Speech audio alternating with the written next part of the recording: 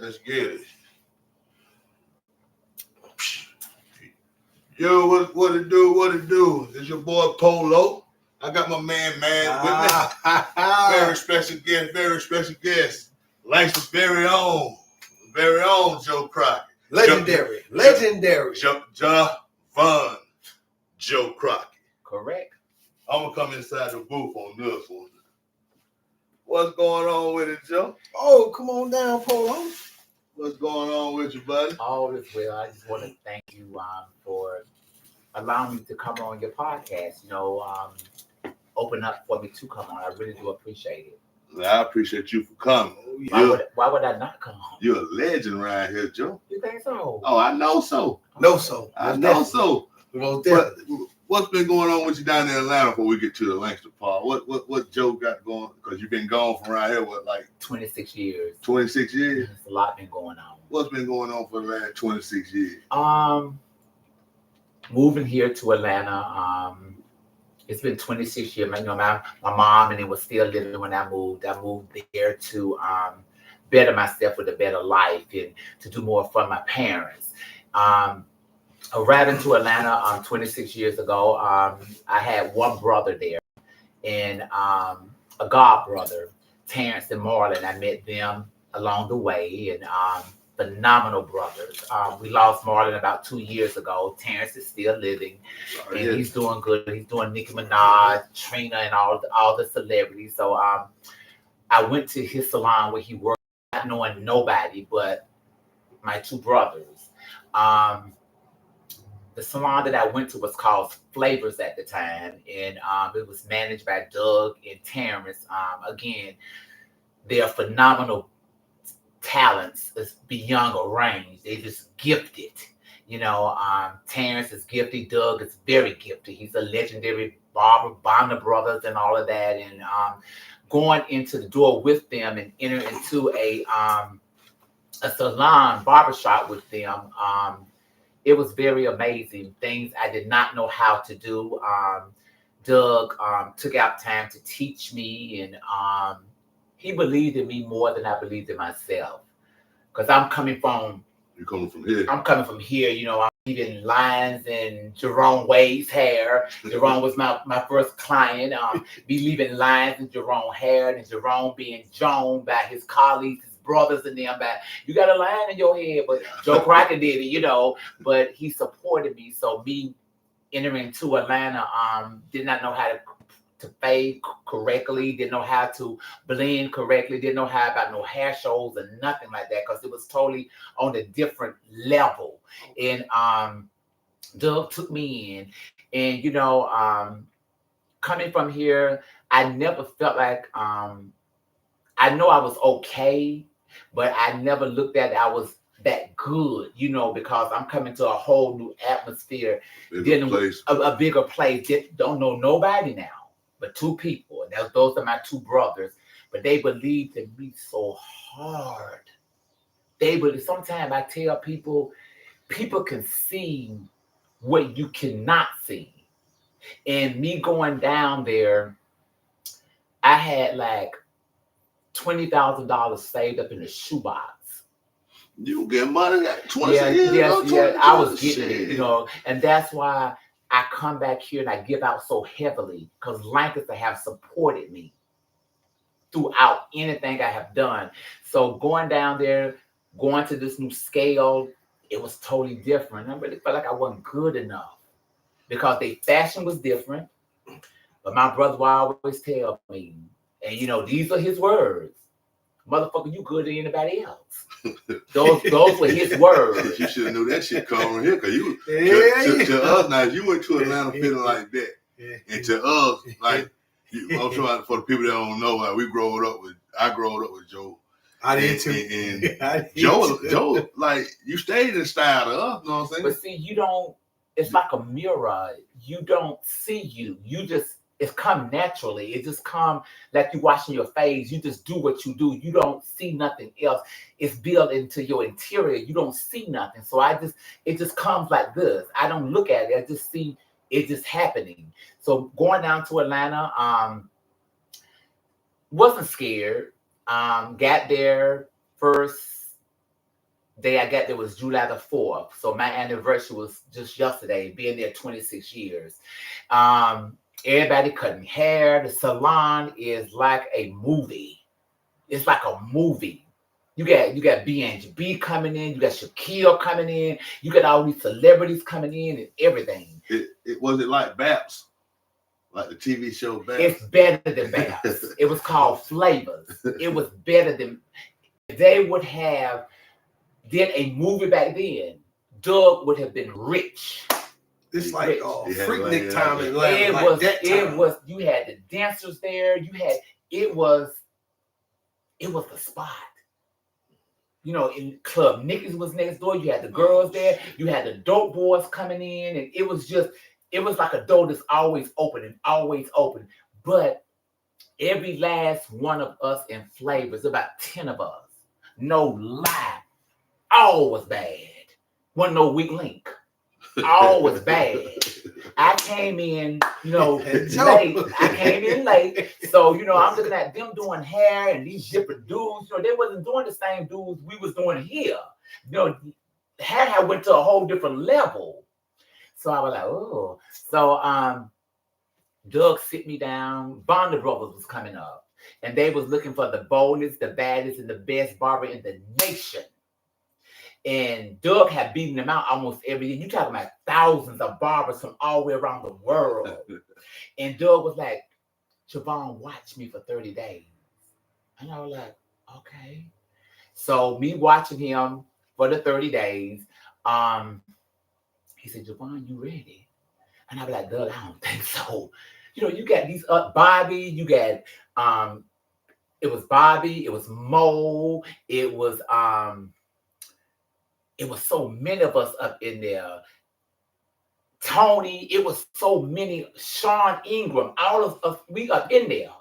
Because Sean just had moved to Atlanta too, and I got him on there. So it was just pumping. And I was like, they better than me.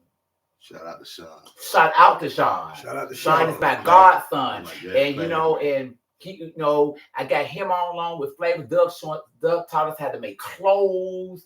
Doug taught us how to make headpieces. Doug even taught us how to build. Doug even taught us how to build stuff.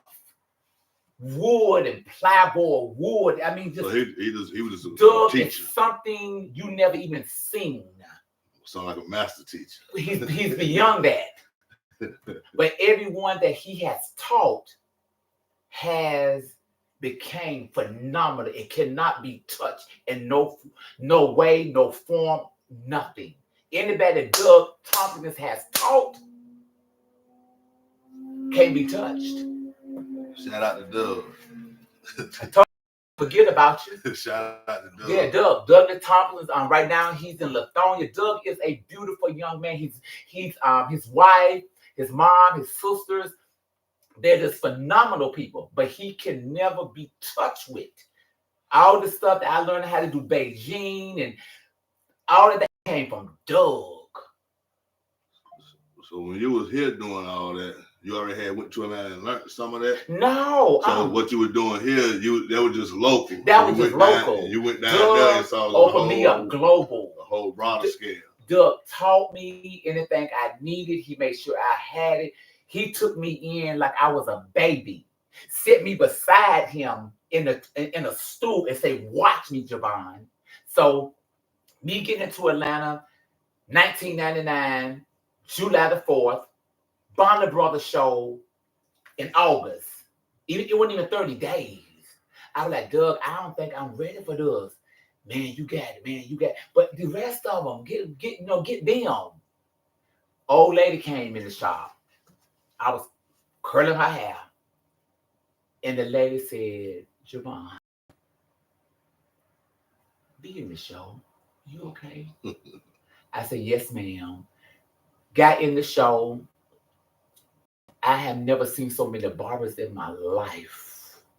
They white, black, all national out in my life. But I tell you, God is good. He is really good. Doug won the show. I placed number 3. I placed the number 3 in the show. Behind your teacher. Place number 3. Then came back 3 years later, 2012, and place number 1. Place number 1. And then it's just like doors just start opening for me. It's just, I was coming up the road today, and sometimes, you never know where you come from until you just stop and just look back. And I started looking back, and I started thinking about me driving my U-Haul down to Atlanta, not knowing nobody but 2 people in the whole city. So you had met them prior to you moving down there? I met them in the streets. I met Marlon first. When you got there? We went down one weekend. Me and my brother Tony went down there to visit one weekend to go shopping and stuff. We met Marlon outside of a gas station.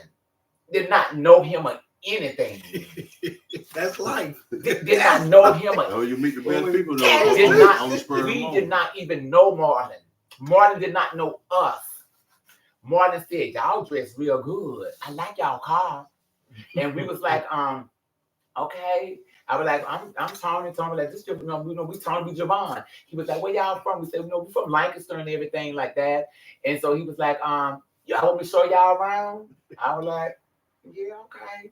So he gave us the spots and stuff, and we went there, and he was introducing us to his friends and stuff like that.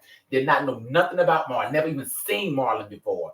So that's when he called us that night, and he said, we're going to Six Flags. Y'all want to go? We're like, yeah, we'll go. I had the BMW. We met him. Back then, we didn't have phones like that. He gave us his address, so we had to find. We knew to Atlanta. We're going down one ways. We don't know nothing about it because this is a big old city. We're from the country. So met him. We parked our car, went to Six Flags. After that, went out to eat. Then we went bar hopping and all of that. The next day, me and my brother Tony getting ready to come back to Atlanta.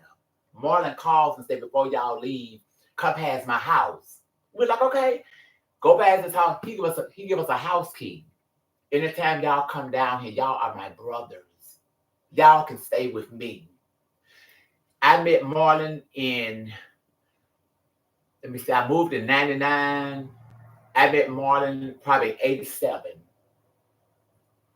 One day I called Marlon and said, Marlon, I want to move to Atlanta. Come on.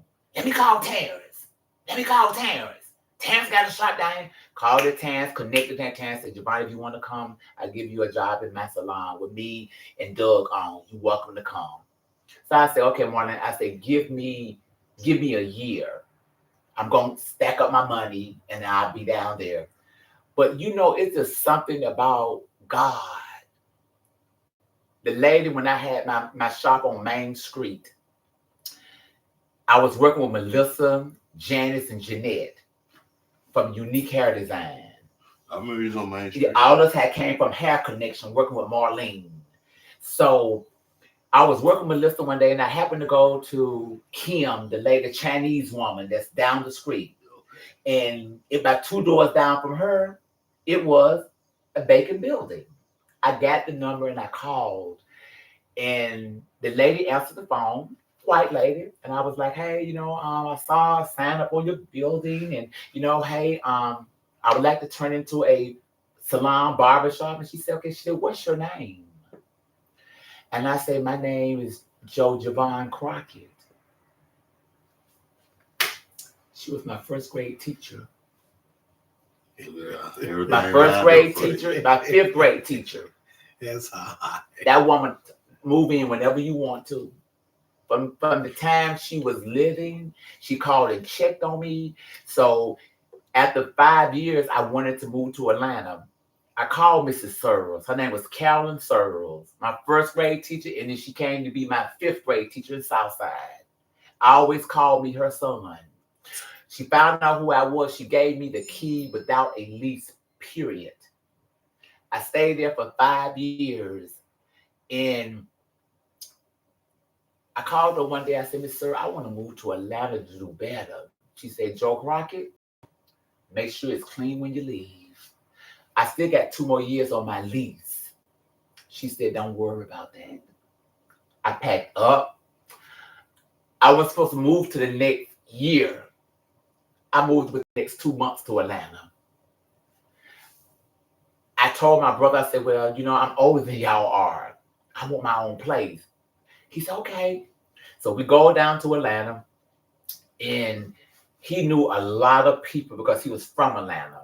He's from the ballroom scene world, something like Pose. He's very phenomenal, iconic, all of that. He was nothing to play with when it comes to fashion. Nothing to play with, period. Cars, houses, nothing to play with. So he brought me into a whole new world that I didn't know nothing about.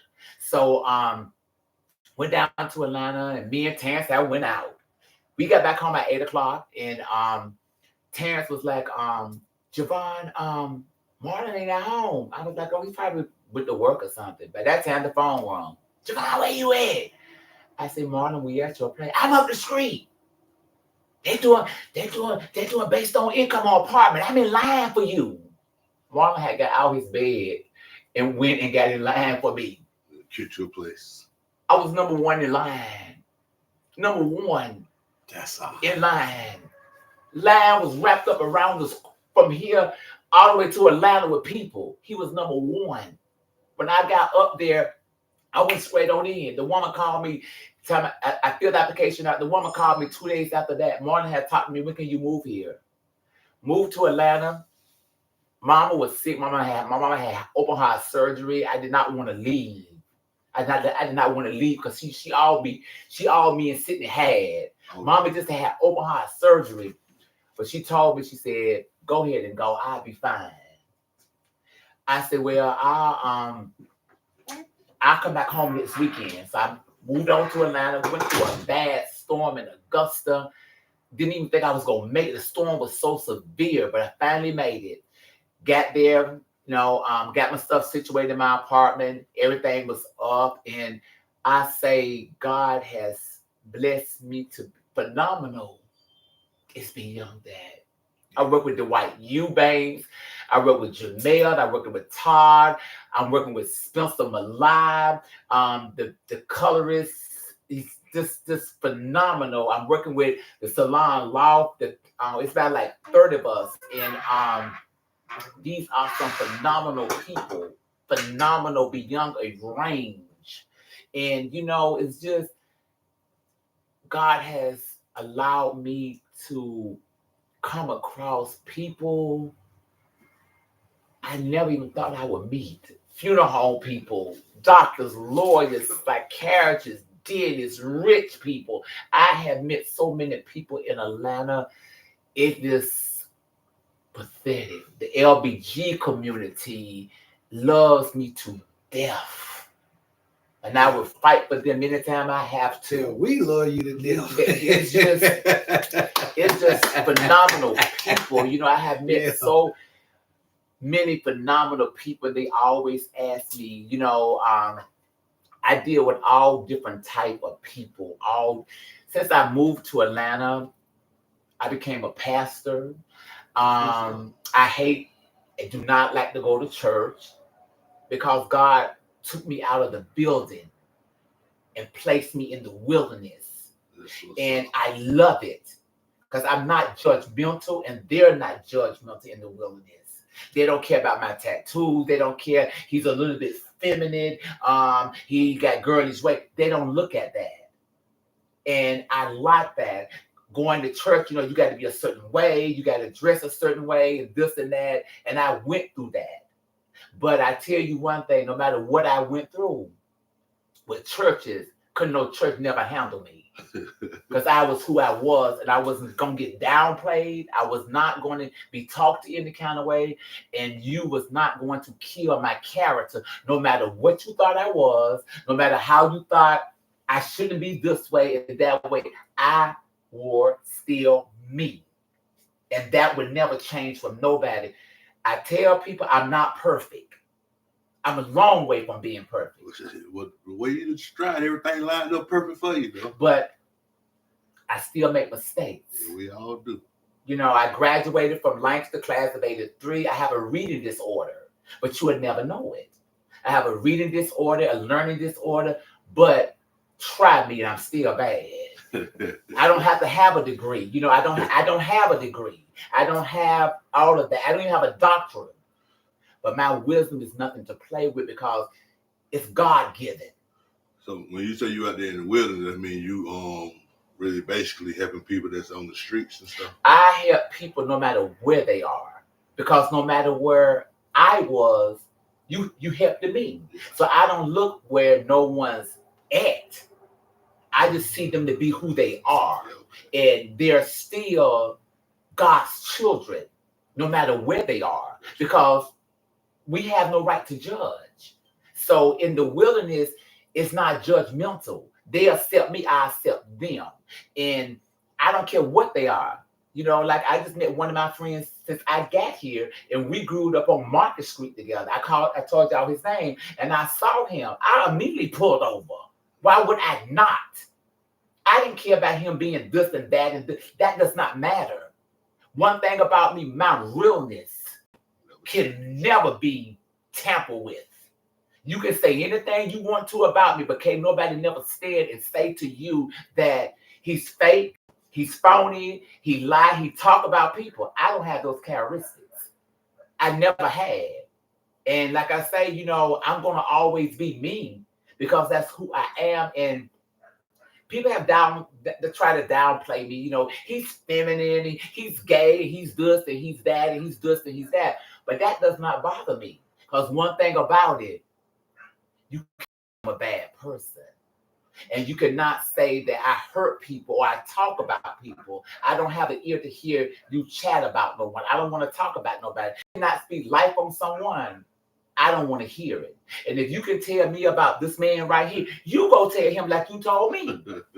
Realness is the key. You know, realness is the key. Realness gets you everywhere. Yeah, realness is the key. So, you know, moving to Atlanta, dealing with homeless, dealing with kids who can't read. And, you know, many years I struggled with that because I had friends that was honor students. I have friends that became school teachers.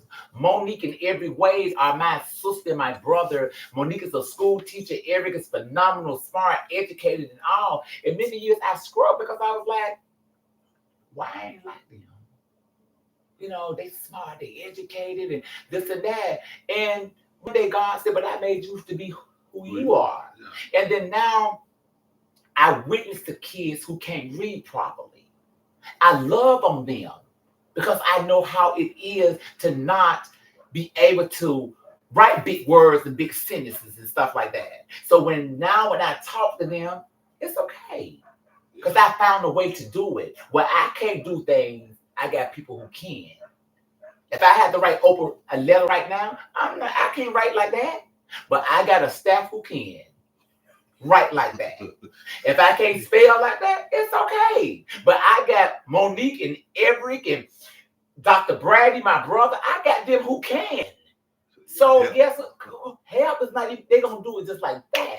So I learned that you may not have what you need, but God going to always send those who have what you need to get the thing done. And that's what helps me. And in this academy that I work in, I've been there now for probably 19 years. I'm an art teacher. I'm very gifted. I can make things out of nothing, just create and make and just do everything. Make candles, make flowers. I can do it all because I've been around artistic people. Working with Dwight Eubanks. Dwight is phenomenal, giving red carpet parties and, you know, just luxury. I worked with Dwight for 8 years. But Dwight, I tell you, Javon ain't nothing to play with now. We already know that. Because, you know, I learned, I learned from him, and I've learned from others to be better. I learned from others to grow to be better. So, you know, Atlanta is phenomenal. Like I said, I don't hang out that much because, like I said, I'm a little older now. I'm 60 years old. But I do go to a lot of private parties. I go to a lot of private gatherings. And I still can go to cookouts and stuff. I'm not beyond that. Where I can't go and I can't hang out because this one over here smoking weed and all that. I don't care nothing about that. Because people are who they are. And they're not going to change because of who you are. So I love people from where they are. I like when I came in the door and you said, Javon, be real and just be yourself. If your phone rings, it rings. And you are so true. Let people be people. Yeah, I'm trying to change that.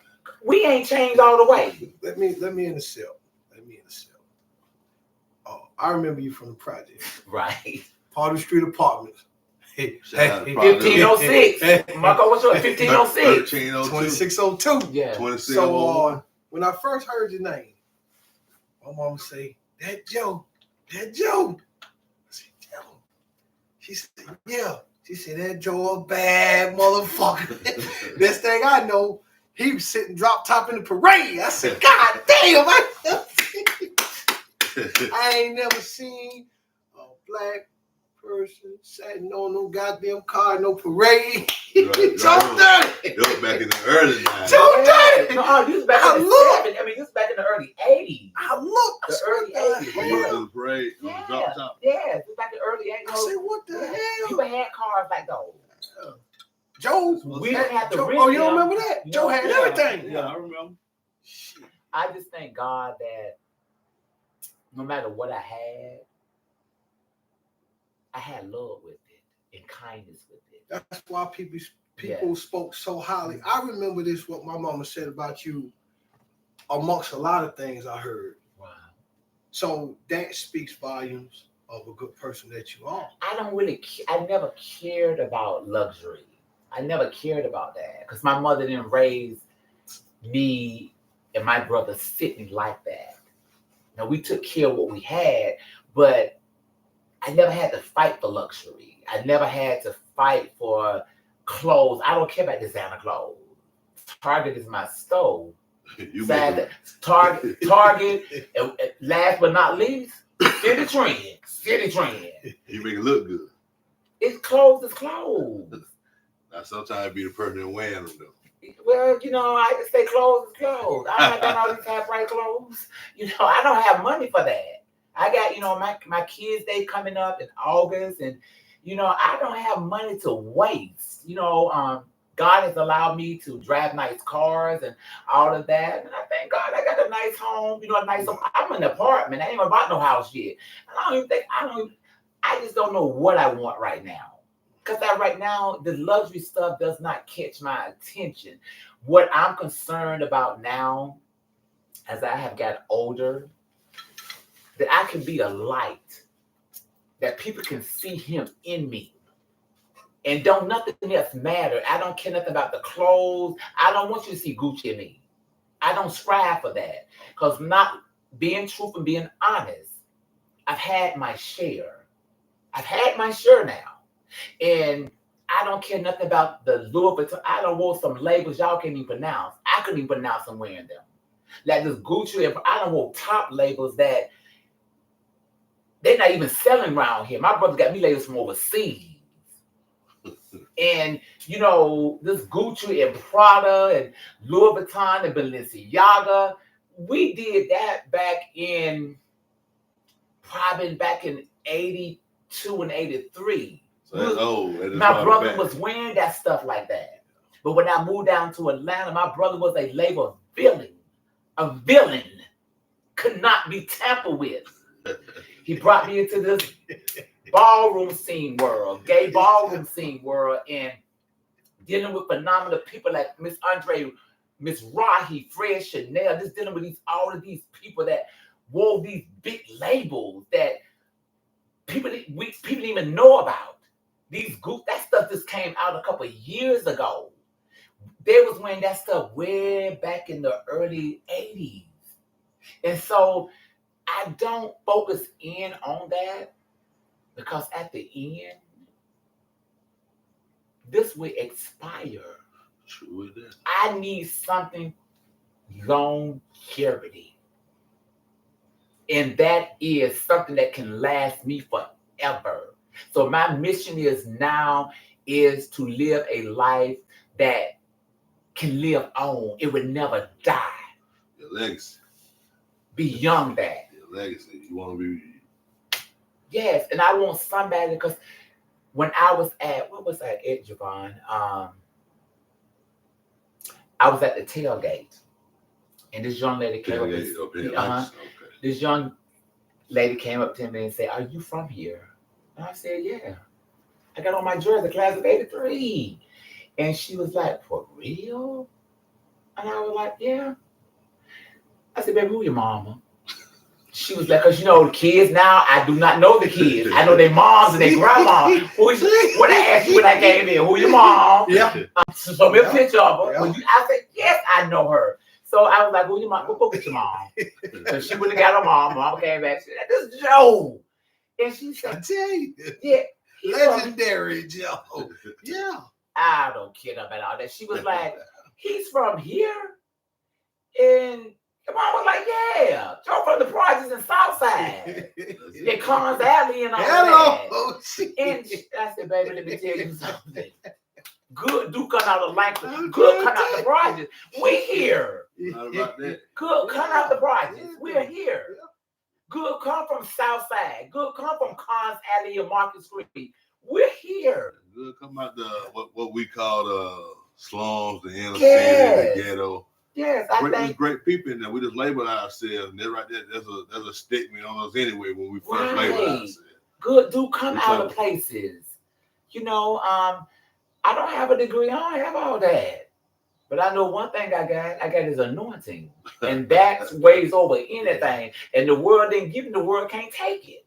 The world cannot take it. And I would want somebody one day to say,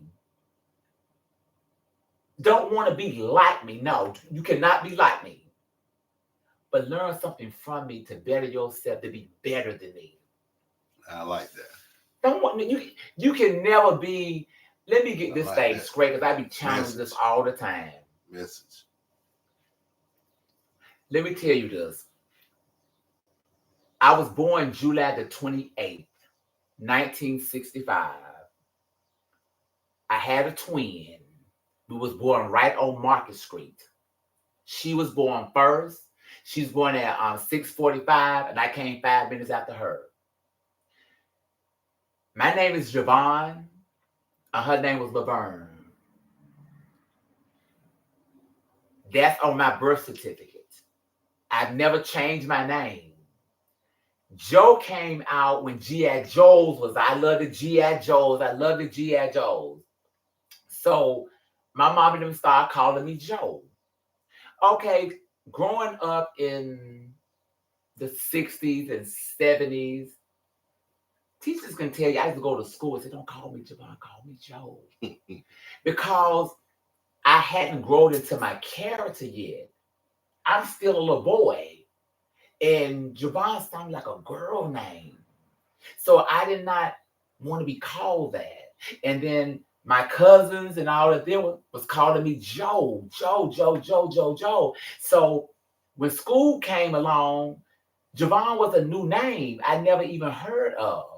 So I was like, So I would get up every morning when school would start and get there early to tell the teacher, just call me Joe. So after years went by and I moved to Atlanta, I started using my birth name. So no, my name has never been changed. My name is Joe Crockett. I have no middle initial. My twin did not have no middle initial. My mama lost my twin 5 months after we was born to baby crib death. And Joe is not my name. Joe is just a nickname that the family called me. And because I was too ashamed, I did not know what this Javon was. It sounded like a girl name. I'm not saying it's been easy with me now. Because, coming up, Javon, that's a girl name, And I was already trying to find my identity in life. So that Javon, at the time, it wasn't helping me a little bit because I was kind of afraid of it. But one day I woke up and I accepted it. And sometimes, people can mess you up by steering with these names and everything.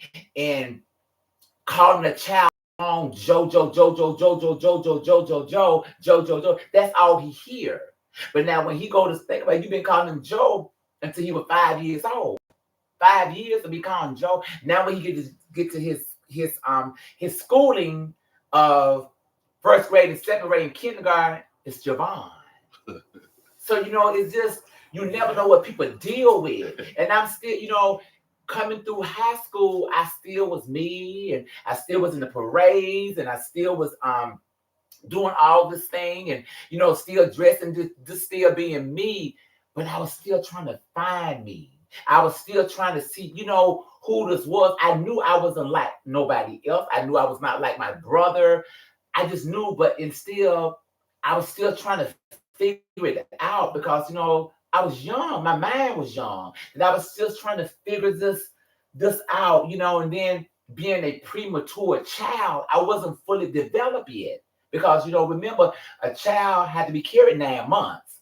I was only carried 7 months. Okay. So, it was just a lot. But my mom, my grandmama, and my family, they loved me. They didn't see nothing but Joe. That's all they saw. And if you really wanted to get my mother upset and angry, and she was a boss, you do something to Joe or Sydney, she is going to protect her Biddy. She's going to walk and knock down. She didn't play that. So I came from a loving family. My mom, my grandmama, my uncles, all of them, my aunties. I never in my life, by none of my family, have ever been questioned, are you gay? Never. My brothers, my mom, uncles. I got a big family. I remember my mother was a Witherspoon, and big family. I've never been questioned. And I've never been questioned. They accept me for who I was. Sometimes they gotta be questioned, especially. Life never questioned me either. Because I think why? Because you accepted who you was. That make it a whole lot easier for everybody else to accept who a person is. You didn't try to hide who you was. You wasn't trying to be nobody else. I was just who I was. Your auntie from DC or New York, she do hair. Dana, somebody, one of y'all cousins, Bianca do my hair. I was young wearing blue hair. And my mom was having a duck. She came down here. And the girl told me she did hair. I said, I want my hair blue and green. I had to relax. She dabbed me right on up. I went to stop my mama hit the ceiling. She hit the ceiling. So, I'm not lying to you. So she hit the ceiling, but guess what? I still wore my blue hair. It make it easier on a person in a community when they accept who they is. You didn't hide it. Nah. So it made it I didn't know what to hide. I mean, what is it to? It made it easy for us. I didn't know what to hide. I didn't know what do you hide. It's just, it's not like something inside of you saying, I like blue, I like green, I like purple, I like this color, I like red, I like that. It's just something inside you. What is it to hide? We didn't know no different than a kid. He was our babysitter. You're right. Didn't know no kid. Well, like I say, yeah, like my mama told me, that Joe, that's one bad motherfucker. So whether it was yellow, hold on, not to cut you off. Go ahead. Whether it was yellow hair, blue hair, pink shoes, what the hell ever. I didn't know. We always looked at you. That's Joe. That's Joe. That's Joe. It don't even matter. Yes. Was he this? She would never just Let me finish this. What was it? Not to cut y'all off, but was he this? Was he that? We didn't have to question that. God damn it, that's Joe. Here you go, Joe. That's Joe. It don't matter. It don't even matter. That's Joe. I never had a problem with nobody here. How sometimes you have problems with people. Jerome Wade, bless his soul. He was my first client. Jerome used to have lines in his head. I couldn't get the line out. And you know how to blend it in. I didn't know how I got the line, put it in the book. I didn't know nothing. But he would come faithfully every week and get his haircut. Because he said, man, I believe in you. Then he went to dye hair, to have a brother and tick them hair blonde. Yeah. It just started just growing. It just started growing. Joe. I mean, shit. Because I had this young man to ask me one day, he said, do you think if your father would have been in the home, do you think you would have turned out the way that you did? It's okay. Are you finished? To begin with, I'm going to be who I am no matter what. And I think I turned out good. Don't have a record. Know how to treat people. Have very good manners. Know how to act in any setting. Not bragging. You can brag. Throw it in their face. That's what you're supposed to do. The mayor, Joe. Hold on. Shout out to 2-letter R. Put it in their face. That's what you're supposed to do. To make it right, Mayor Joe Shaw gave me a mayoral proclamation. I got warned by him. I came back years later. Howard gave me another, he was mayor. He gave me another mayoral proclamation. Came back 3 years later, Missy Green gave me one. So I think I turned out good. You know, I'm not the best, and I'm still being worked on and want to be worked on. But I don't have no drug addictions, no alcohol addictions. I have good health. I think I've turned out to be good, you know, to work in a phenomenal academy with kids that are autistic, reading disorders. I've got Teacher of the Year before. You a teacher too? Yeah. Okay. In the private academy. Let's shine a little light on your academy. What's the name of it? It's Preparatory Academy. It's in Atlanta, Georgia.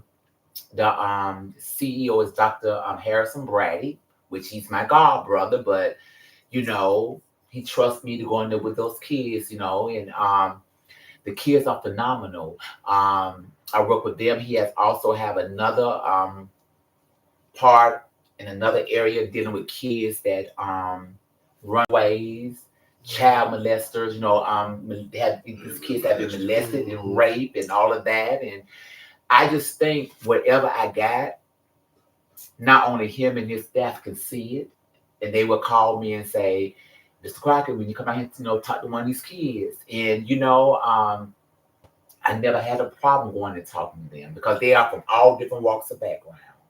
And so, you know, there, I work at the funeral homes. I'm a landscape. I do landscaping at the funeral homes. I work in some of the top funeral homes down there. I make candles. I can design clothes. I have done a lot of phenomenal things and continue to do phenomenal things. It's not the end of it. You know, it's still more work for me to do. Like I say again, I think I turned out good. So when you gonna put a title on it then, Joe? You keep saying you don't put a title on it, you feel anointed, but you got all these things lining up for you, and all this good happening for you. I did. You're doing all this for everybody. It's time for you to recognize who you is. Like my man, that's Joe. Yeah. You know what I'm saying? To us, man, to us, you and try, to Lancaster, you're a special person. You try some bullshit on Joe Atlanta, back in the day, we probably gonna hop on your ass.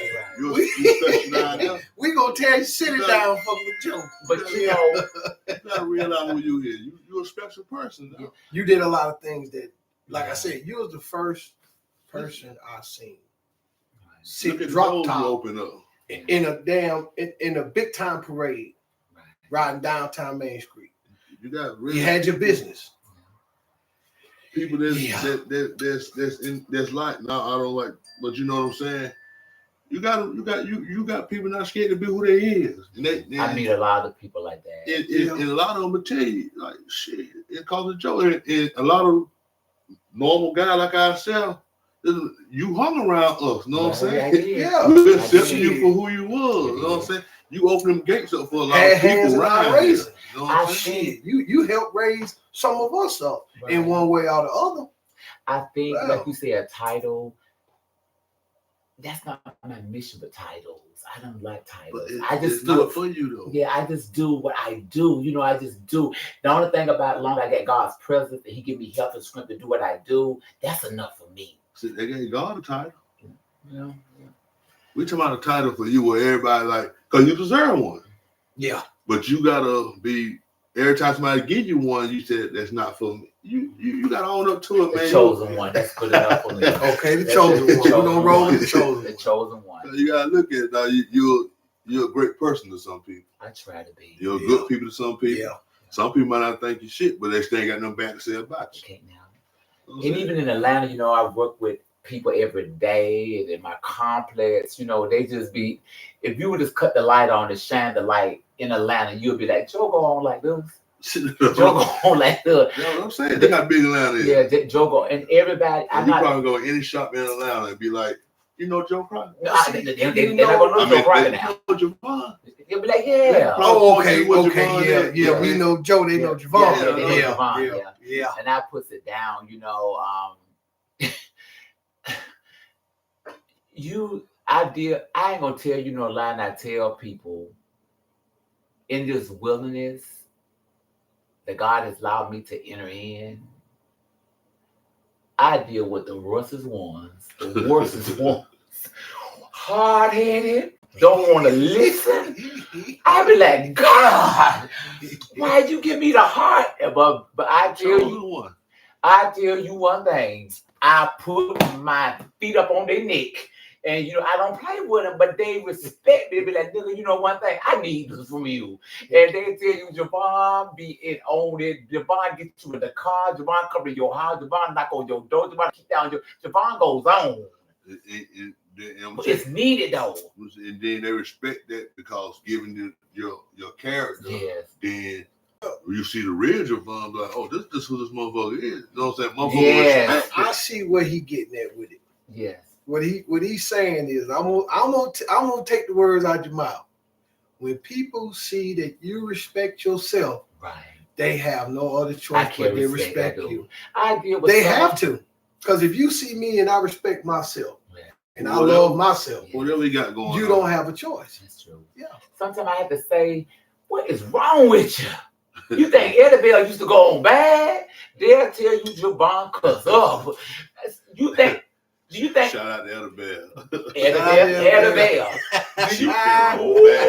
Do you think Eddie Bell went on bad? Oh, but I'm telling you, dog, we used to think coming up we had the mean and remarkable. But as you got older, bro, I tell my mom all the time, I appreciate you. Do? Yeah, you do. I appreciate it. Correct. Yeah. Your character. She was a strong woman. She was. Saved me from being somebody who I wasn't. Right. Yeah. And I tell her now, I had the meanest mom. We thought we had the meanest mom. All victim. Tough love. Being a victim. Right. Tough love. I appreciate it. Yeah. And that's why, some of mine, I have a whole lot of children. You think Mother Goose or Mother Hen had babies? Baby, I got so many of them I can't even count. And they from all different walks of life. All of them are not gay. All different like girls and boys. All different life. And sometimes they'll tell me, not being funny, but it is what it is.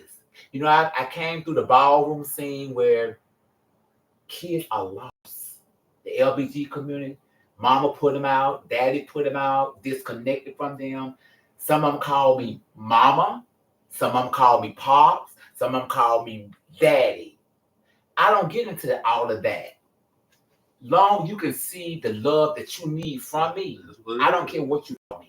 So dealing with that, some of them, they have rough lives, dealing with who they are with their family. So, but they'll tell you, Javon act just like Esther and Fred Sanford.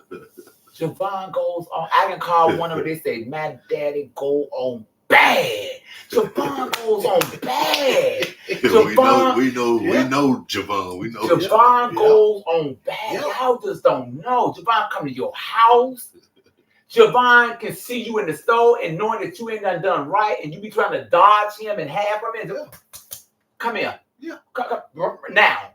But I can truly say, I've raised so many of them up in Atlanta. They're like an army, but they respect me. I told you not to go to that club until you get them grades up. Somebody called me, say, you there. That's fine. I go to the club with nothing but tank top and pajamas on. Tell them to come out. No, I go up in there. I go up in there. Then I tell you that you cannot come back out. You don't stay. Hush. Hush. Hush. Let's go. Hush. Javon, make him cut the lights on in the club. Come here. Didn't I tell you not to go? Let's go. So you're not there running around. I mean, not running around, but what you got. I believe in true. I believe in. You got a lot of the right way. I do. I would never hurt them. I believe. Think about it. He had utmost respect with us, and so-called we were the worst kids in the worst neighborhood in the damn world. He just took me to another ground. He just took me to another. But they'll tell you, Javon just wants us to be somebody. Yeah, that's all. Yeah. And some of them, some of my kids are on drugs because I deal with all walks of life. I don't care about them being on no drug. Right. But I tell them one thing: they better get a roof over their head and put their stuff together and maintain and survive for themselves. Yeah. I get on them. Y'all not going around here looking in the kind of way, and you better pull yourself together. I done had to whoop someone with brooms and pots and pans, but I don't even care. If that's what it takes, your mama plays with you. I don't be caring because they need that sometimes. All of them, they're not bad, but some of them misguided. Yes, and some of them haven't been raised properly with manners and all of that. And they good people. Some of my kids, you can't even play with on the back. They're so educated, it's crazy. But they lack the world. But you still can enjoy the world. But you still got to maintain your business. Like I tell them, I'm 60 years old with a roof over my head. I'm 60 years old maintaining, having to go when I don't want to go, put up with clients and all that. And all things you at home playing the game every day. And want to smoke. Right. There's nothing wrong with smoking. But you got to maintain. Because when I used to smoke, I maintained. When I did edibles and all of that, I maintained. When I was drinking, what I was doing, I maintained. The light bill, the water bill, the gas, the haircuts, the clothes, the hygiene stuff. That's when it becomes a problem. That's when it becomes addiction. Yes, not with me, but it's gonna bring your look down. Your character.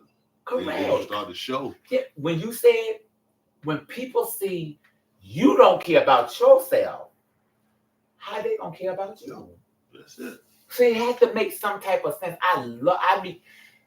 So some of my kids I met in juvenile when they was 8, 9, 10.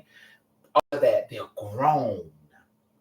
They come through Facebook. They got beers and I be like, "What's your name, sir?" "Well, you don't remember me? I was in juvenile." It was a lot of y'all in juvenile, but they have grown up and they say, I needed that. I needed that. People, we have to become better. Because they say that we can walk out the house looking in the counter way and it's okay. That's fine.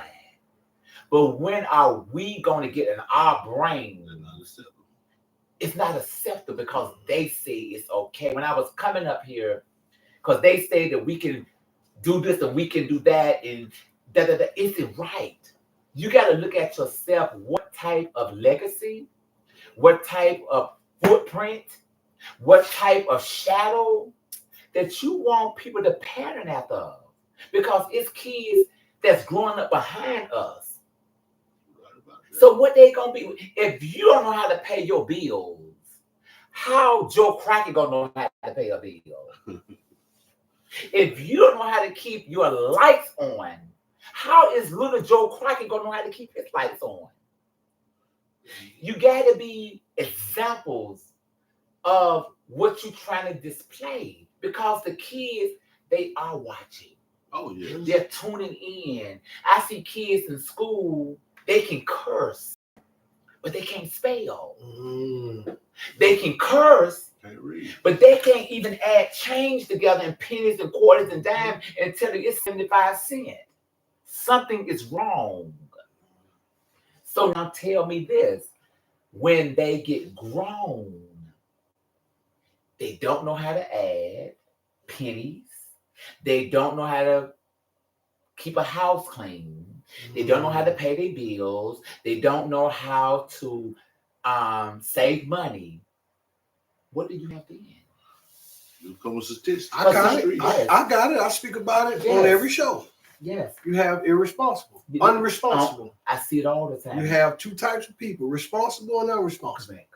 I see it all the time, and it hardens and it makes my heart sad because they are the next generation. And you know, some of them don't have checking accounts, some of them don't have nothing. They living for the moment. But how about the future?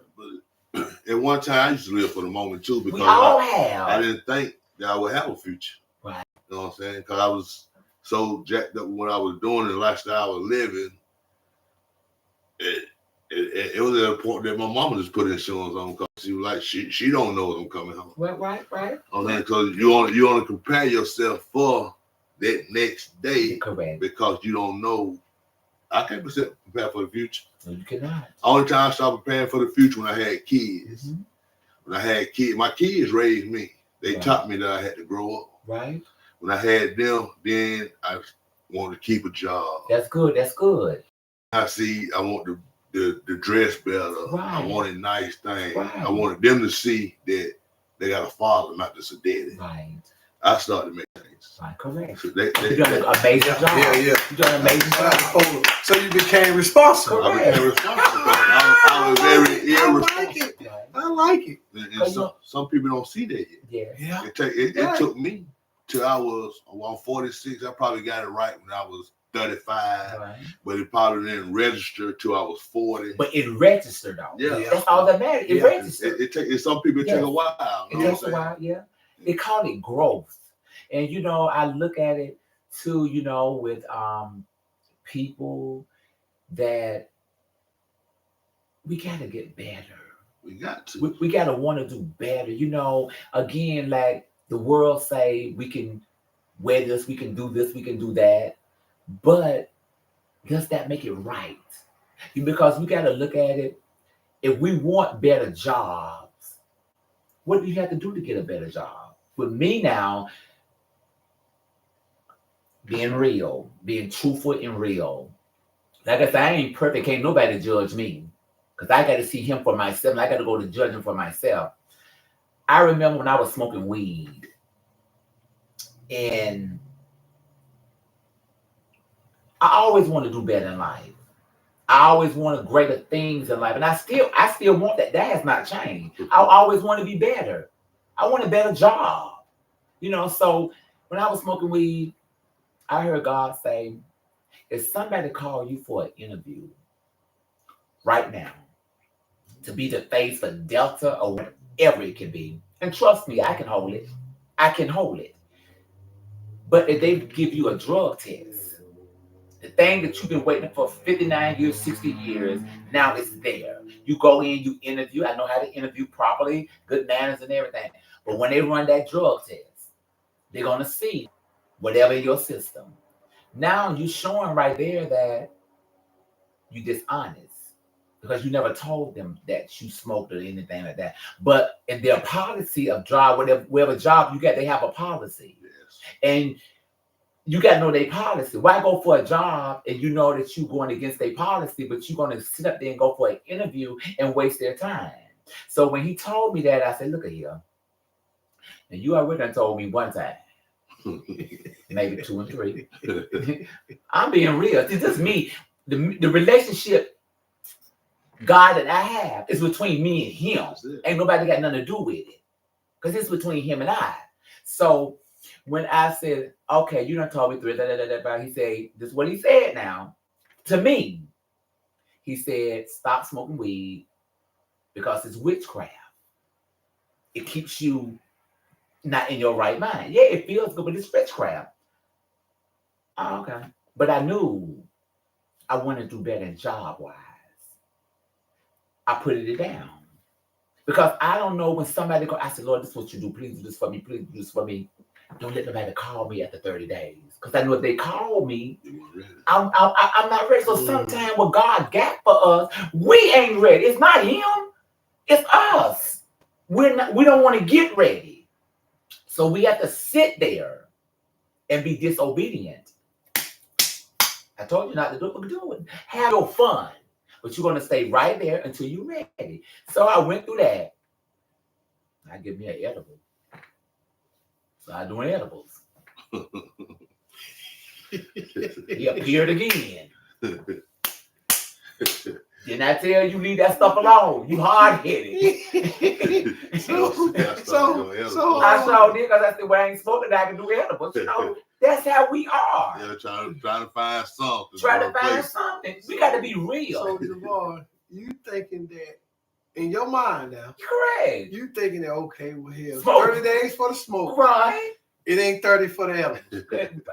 You know, you're going to try to find how to get to the next block, no matter what it takes. Yeah. Oh, yeah. You know, you always try to smart him, So, you know. so hold on. I I'm ain't gonna gonna ask you drink a liquor, question. so I'm gonna sip wine. Hold on, I want to ask you a question. And we all in that way. So you thinking that in your mind now? In my mind. So you're thinking that, okay, well, shit, if the opportunity comes, I ain't smoking weed, I can goddamn find a way to get past the test with these edibles. I didn't even think that far. He said weed. He didn't say about no edibles. He said weed. He said weed. He didn't say about no edibles. He said stop smoking weed. Stop smoking. Weed. He said stop smoking. He did not indicate no edibles now. You put that in there. I put it in there because you know, with us, why not be specific? Yeah. Well, even when you're talking to God, you got to be specific. This ain't nothing. I mean, you know, people, and they can tell you Javon goes on like this in Atlanta every day. Down my hallway, wherever you see me at, I'm just like this. I'm Javon Crockett, the phenomenal one. And they ain't going to stop. You decided to put a title on? Yeah. You see what I'm saying? I'm the phenomenal one. So I did that. One night, had a big old gala, real nice, red carpet. I'm talking about top shelf and everything. Phenomenal. I got ready to flip them lights off. He said, hey, I'm high because I'm on edibles. And I done drunk some, what is it? Hennessy and ginger ale. So I'm feeling good. I flipped them lights. He said, hey. I was like, huh? He say, if you want to be successful, this will be your last night ever tasting alcohol again. See, he had been told me years ago. But I kept on going. First, I started with the wine coolers. You know, that was for the daiquiris. Now, you know, Mr. Hennessy done knocked on my door. So I think I'm doing good. I graduated. So that night he told me, he said, this is your last time tasting alcohol. He said, you want to be successful. So I said, I'll ride with you. Because see, with me, I don't know about nobody else. It's not my business. God gonna show me what it does. Like he said, you're smoking weed. Now, I'm not talking about nobody. I'm talking about me. He said, you smoking weed. You work at the funeral home. You have seen what the lungs look like. It's black. You're smothering your lungs. One day you're going to want to breathe and you can't breathe.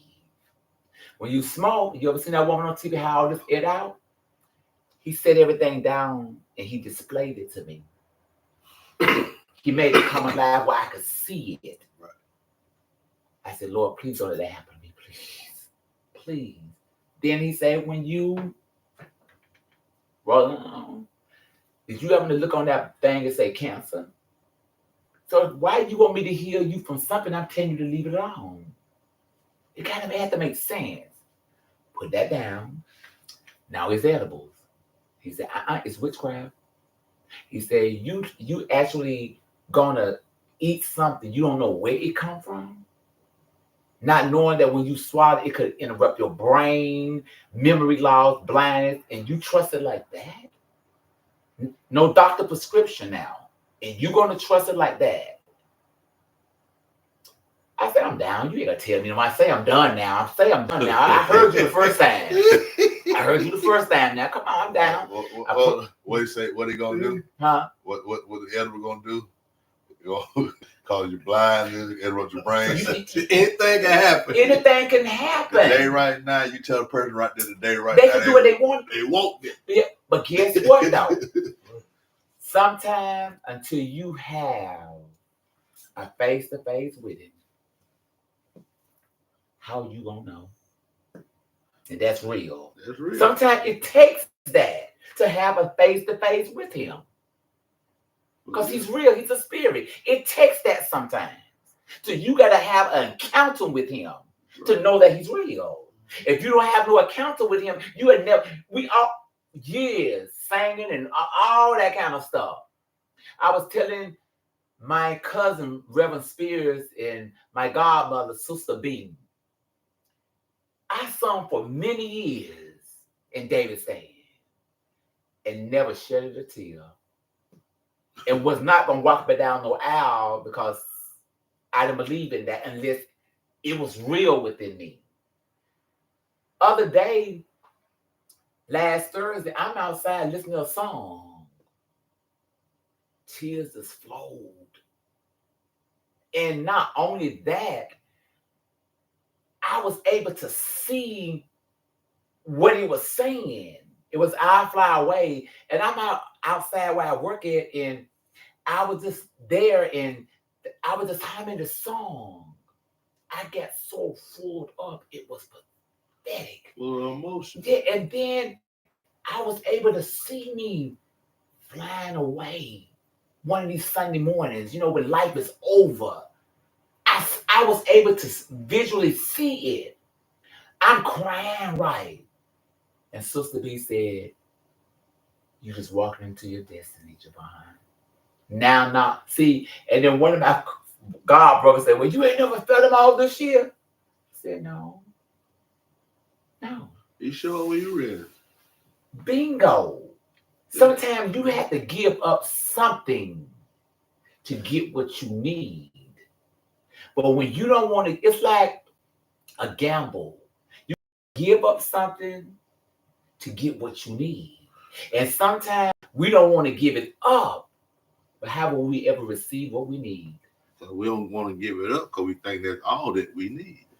But guess what? Some people get comfortable in living, they do. Paying bills, enough money for the weekend, enough money for an outfit, and all you can buy them kids. Some people wrapped up in there. That's their life. Well, every week from week, they don't understand that it's more out there. Guess what? And you are so true. They're living. But when we wake up in your mind, you want to exist. Because see, one thing about living, anything that lives have an expiration date. It will expire. But anything that exists lasts forever. And that's where now I'm working on, because I don't want to lose out. I don't want to lose. You got a ladies around here in Lancaster too. What with your back to school program that you do every August? How long you been doing that? I've been doing the Kids Day Festival. It's going on 18 years this year. It's in the remembrance of my mom. And it has grown so phenomenal, just seeing kids happy, seeing the parents bringing the kids. You remember how we used to go to the carnival a long time ago, our parents took us. So, just seeing that and seeing the kids getting what they need. I was, it's been about like 4 months. One of my childhood friends, Miss Lisa Ganson, she lived in Atlanta, and I do her hair, and she was like, hey, I'm giving my daughter Toya a birthday party, Joe Crockett, da. So I went, and very nice. And it was a young man there, and I didn't know him. And he tapped me on the shoulder. He was like, hey, how you doing? I was like, how you doing, sir? He said, can I talk to you for a minute? And I said, sure.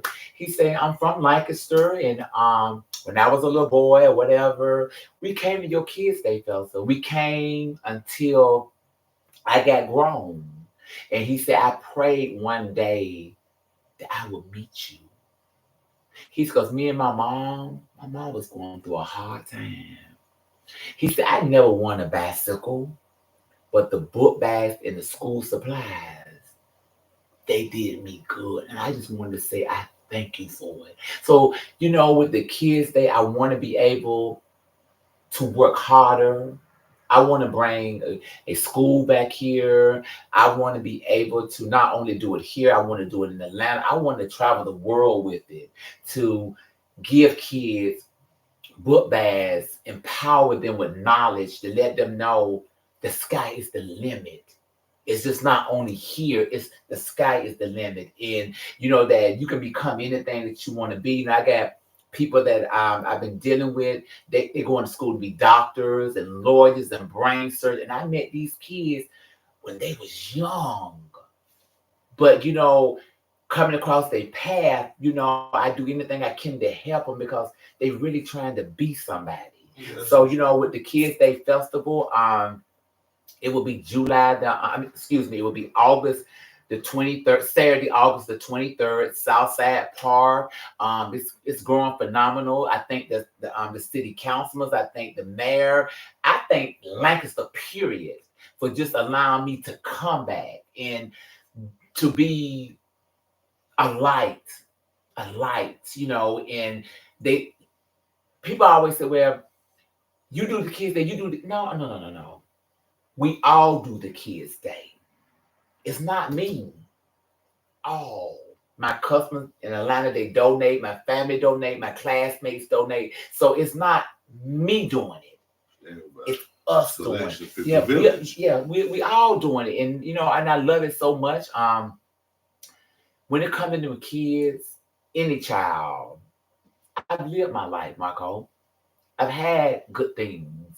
I know what it is to move in life now. I know what it takes. I would die for a kid. Why? Because I've lived. Some kids have never seen outside of Lancaster. I was telling them that. I remember I would never forget this as long as I lived. My mom had got sick and I was coming home, every other week and once a month and all of that. And this guy said in Southside, he said, Joe, he said, you just don't know. You doing things that many of us ain't never even did before. I was like, man, shut up and keep on. I kept on walking.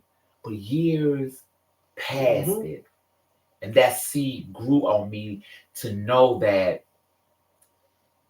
some people have never worked in barbershops. Some people have never met good people, prestige people. Some people have never seen what it's like to make $1,000 in one day, and this and that. And what keeps me humble, God has allowed me to do it one time or another. God has allowed me to move away. And yes, it gets rough. I'm not going to sit and tell you it don't, because I don't lie on myself. But I found out the roughness makes you. Yeah, it do. It makes you. Yep. I know I can call home. I do believe I can call anybody here and tell them I need a quarter. And they'll give it to me. But just knowing that he got me upset, I don't have to call. Yes, I don't have to eat peanut butter and jelly many a nights of oodles and noodles. That's my favorite meal, peanut butter and jelly. Yeah, but guess what I learned from it? Discipline. As long as we got money, we gonna want to go to Applebee's and spend and get the tab and stuff. But now I can use that money to put towards my kids' day. I can use that money if a child don't have underwear at school. What's more important? Me going to Applebee's and me going, ain't nothing really going. Sometimes you have to spoil yourself. Right. But I've learned in life, learn how to save a little bit more. I got it. It's something I tell myself all the time. Yes. Within reason. Yes. And I use that for everything. Within reason. Right. Like you said, ain't no wrong with going out to eat, $100, whatever, spoil yourself. Yeah. But within reason, and that depends on the person. I get what you're saying. Yeah. Yep. It's nothing wrong with that. So when you growing in life, wisdom has to kick in. And you grow up. And does it kick in overnight? No. It's a process. It's no mistakes. It's just learning to be better, to understand. Everybody want to be rich. But wisdom wears over riches. That's fact. It wears over riches. Wisdom has no end. Money has an end. So it's just, you have to grow up. And I tell people, iron sharpen iron. It does that all the time. Be around people can hold you accountable. Be around people no matter what it takes to get your attention. We need that. To let you know one thing, Javon, you off right now. And I don't know what you're going through. Pull yourself back together and get yourself together. Don't surround yourself with a whole bunch of yes men. So what now? Don't surround yourself with a whole bunch of yes men. Nah. You need people that gonna tell you when you're doing wrong, when you're off balance, when things ain't falling on. You need people like that. They're the people you need around you. Yeah, sometimes you might not see it. Yeah, correct. That you're off your path. Correct. And it's so easy to get off. Oh, that's the easiest thing It's to so do. easy to get off. You can step off, but see one thing about it, look how many have stepped off and never got back on. Couldn't find a way back. Couldn't find your way back. But then what's crazy, they can't even find a way to another path. They cannot. I once heard this famous saying. I forgot where it comes from, but I heard it decades ago. One mistake can overshadow anything you ever did. It can. I've seen it. Anything you built to this point, one mistake can just overshadow all that to like you never did nothing good. I have seen it. I have seen people lovely. One mistake. Yeah. Crumble. Great people. That they said Humpty Dumpty fell off the wall. That is true. You have to look at stuff like that. He fell off the wall. They couldn't even put Humpty Dumpty back together again. That's why I say you have to guard your self and your spirit. You got to guard it. You have to guard it like it's your last breath. You have to guard it because people comes in, you think they're okay. They're working against you. They talk to you like a dog, boyfriend, girlfriend, colleague. I don't be bothered with none of that. I don't be bothered with none of it. Have I been bothered with it? Yes. Hands down. But when I woke up to understand who I was and that I had value, I got to take care of Javon because my mom and them is not here no more. I don't want to come back home in a box until it's time for me to come back home in the box. I had to see things a little clearly. Yeah. Just messing with people, can't get nowhere with them, cannot build with them, cannot have nothing with them, arguing, fussing, and fighting. I don't have time. They want that chaos. That's what I call it. Yeah. Chaos. And that's what it is. Some people thrive off chaos. Yeah. They do. Well, with all that you got going on, what would you say was your most proudest moment? My most proudest moment. Because you don't have a lot of beautiful things going on in your life so far. What would you think would be your most proudest, highest moment? Thus far. You want the truth? Oh, yeah. Let me see. Make sure I'm right before I tell you. I'm ready. My proudest moments. I would say that my proudest moments is being here with you all tonight. I appreciate that. To share, and I'm gonna keep it real. You know me, I'm gonna keep it real. We want realness. People don't have to interview you. People don't have to take out the time to talk, invite you to their home. I never take nothing for granted. And I've had proud moments, but this has been a moment that I would never forget because not only is the moment great, but me looking back over my life, where I come from, you know, Market Street, Hughes Street, Project, Southside, and I could sit down and talk about it now, and something I always wanted to do, that my life can help somebody along their way, and that me talking to somebody, they can see life a little bit more clearly, and visual. What more could you ask for? This better than wealth. I feel you on that 100%. I get it. I get it, because when you were in, well, I don't know about the other places, but I can imagine it was the same love. But when we seen you in the projects, we didn't judge you. No, you did not. We didn't disrespect you. No, I thank God. One minute you got a fade, next you got, man, that Joe. Yeah. Damn, you better not. You say what now? Right. But I thank God. That's a gift. Yeah, it is. That's a gift. Yeah. And see that I have this gift. Yeah, that's a gift. That's it, gift. Because to be where I'm at now with you all, and and y'all telling me y'all saw me in the parades and all of that, I forgot about that. I forgot all about that. And what moment could be more beautiful than someone can tell you how they think about you? And I know it's real. I know it comes from a good place. It's not fake or phony. It's from a good place. And it couldn't be no better than that. So let me say this, Polo. Go ahead. We just 2 grown men now that you impacted.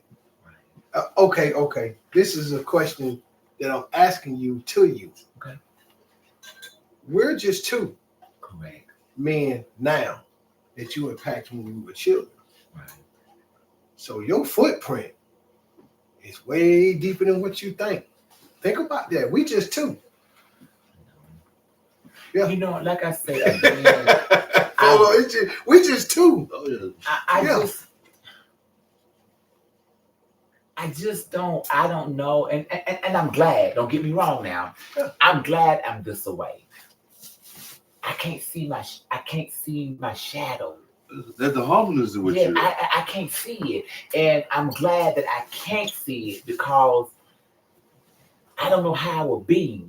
I just do what I do. That's okay. Like right now, this my water. It's easy. Open up, drink it. It comes normal. It's not rehearsed, and it's just not rehearsed, and it's just what it is. It's the best life to live, the one you ain't got to fake. I don't even know how could I really keep up with trying to rehearse something, come back and do it, because everything is so freely. It's just, when I wake up every morning, I say my prayers, I get down on my knees, I say, hey, let people see you in me today. Let them see you in me. And I'm going to tell you the truth, and I'm going to stand on it. When they can't take me on, because what else left? I can do that for him. All that he has done for me, my mom and dad, I thought I was going to have a nervous breakdown. I had a light nervous breakdown. I wanted to kill myself. And I went through so much with losing my mom. Then my aunt came along. She died. It was just so horrible for me. I was in a bad place. I really was in a bad place. And to come through that, I got to do what he want me to do. But you know one thing? I'm so glad I came through that. Because if I can understand death now, I can release my mama to heaven. Devil, you can't stop me now. There just ain't no way. You would say that part of your life, part of your lowest moment. Make me strong to endure. They say when you lose something, you gain. Oh, yeah. So me losing her, it was horrible. I did not even know how to live. You wasn't trying to accept it. Once you accept it wasn't the accept part. I don't think it was for me.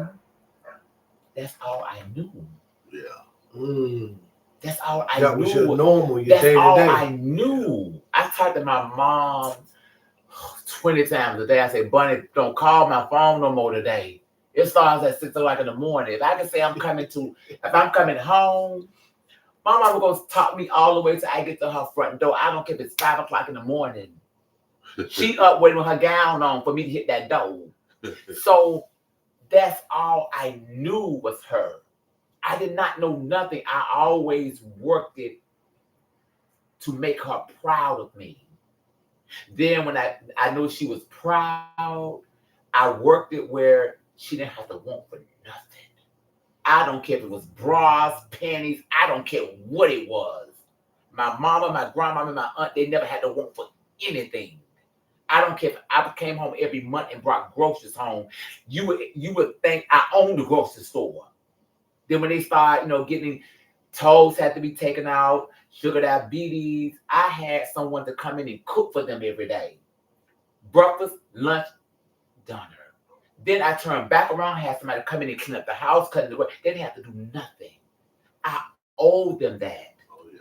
Because all that she had done for me and my brother, what could I do? To raise 3 children, lose 1, still raise 2 boys. We never had to want for nothing. I don't care about Tick. Huh? Tick. Tick is doing good. Tick is being Tick. Monterey Tick too. Yeah, definitely. Talking about Tick. Yeah. God Tick is damn, doing Tick. good. Tick the baby What's going on, boy. Tick? Don't forget my son JJ now. Oh, yeah. Send him a shout out. So Shout out to JJ. Yes. So it's just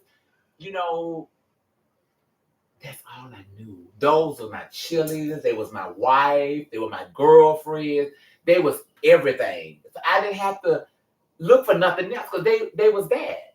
I could talk to them about anything. I could share. They didn't care. It was just Joe. So losing her, I've been with Sydney, no lie. She died on July the 4th. And we talked it all day Friday. I said, Bunny, can I work? Please, can I work? I said, Bunny, I have that fixed. Don't worry about it. Okay. She called me Saturday. She was like, what you doing? I said, Bunny, I'm at work. I said, what's wrong with your voice? She was like, nothing. I said, who is this? Her voice was totally different. I said, are you hoarse? No. I said, what's wrong with your voice? She said, nothing. I'm sitting on the porch eating a honey bun and drinking a Mountain Dew. Doctor tell you about the Mountain Dews and the sodas and the honey bun. I said, you so hard-headed. Okay, Joe, okay. Then her voice kicked in. Talked to her that night. Sunday morning about 6:45, Sydney calls me and say, Joe, we cannot get her woke. And I was like, what you mean you can't get her woke? The lady came in, fixed breakfast, and she did not come to the table. We back here now trying to shake them, get her woke. I left out the house with nothing but a pair of drawers and t-shirt, barefooted, no wallet, no nothing. I got here. I called Sean and said, Sean, I have no clothes. I'm here. That was the longest ride I have ever been in. So when I got here, she had an aneurysm in back of her brain. And doctor said, but I don't think she's going to make it because, it controls the movement and all of that. I was so broke. Broke wasn't even a word. I was broke. We sat at the hospital, me and Sydney, no food. We was just there thinking she's gonna come back, So he was like, Joe, we gotta go get something to eat. I said, no, we're not gonna leave her. He was like, okay. I said, well, we get dressed. I said, no, it's going on 2 or 3 days. We haven't ate nothing. We looking cuckoo, we looking crazy. I haven't took a bath. So we went to our cousin Frederick Reed up on the hill because he's our cousin. We went up there, just to get away. By the time we got there, we got a phone call to come back, and she was gone. And I think I was okay, but when I got back to Atlanta, I I dressed her, I did her hair, did her makeup, all of that. But when I got back here, that's when I think, it kind of popped into me. And I hadn't had no bath in 3 months. I was lost. I went to work. I tried to work. I was just a nervous wreck. I was with Flavors at the time with Doug and them, and they was like, Javon, put it together. I was trying my best, but I could not seem to shake the stink off. I went home, no bath. House was just upside down. I was just in the bed all the time. Just could not put it together, just in the bed, trying to pull myself out of this where I was praying, and I just said, bump it. I'm done. It was on a Wednesday. I set out to kill myself. It was a big bridge in Atlanta. I said, I just go drive real fast and just run into the bridge and just flip me over. So as I proceed to go, leaving my house, go to this bridge to drive my car off the bridge, I heard God speak and say, but you shall not die. And when he said that, it just seemed like everything just dried up. Everything just, tears just dried up. Everything just dried up. Everything just dried up. And I pulled it back together, and it never crossed my mind again. But it just seemed at that moment, it was, I wished that on no one. Because I never saw life without them. Because they was the cheerleaders. They was the people that believed in me. My mom, my aunt, my grandma. They was the medicine for me. They was the soup when I was sick, and it's just, it was something else. But I made it through. And then the other day, me and Tony was talking, and I said, she would always say, if you come back home in a box, it would kill me. And that other day, me and Tony was talking, my other baby brother, and I want to give a shout out to Tony. I really do. Yeah. Shout out to Tony. Legendary. Yes, he's very phenomenal. Also, in people think I do all of this. No, Tony is my mirror. Hey, do this, do that.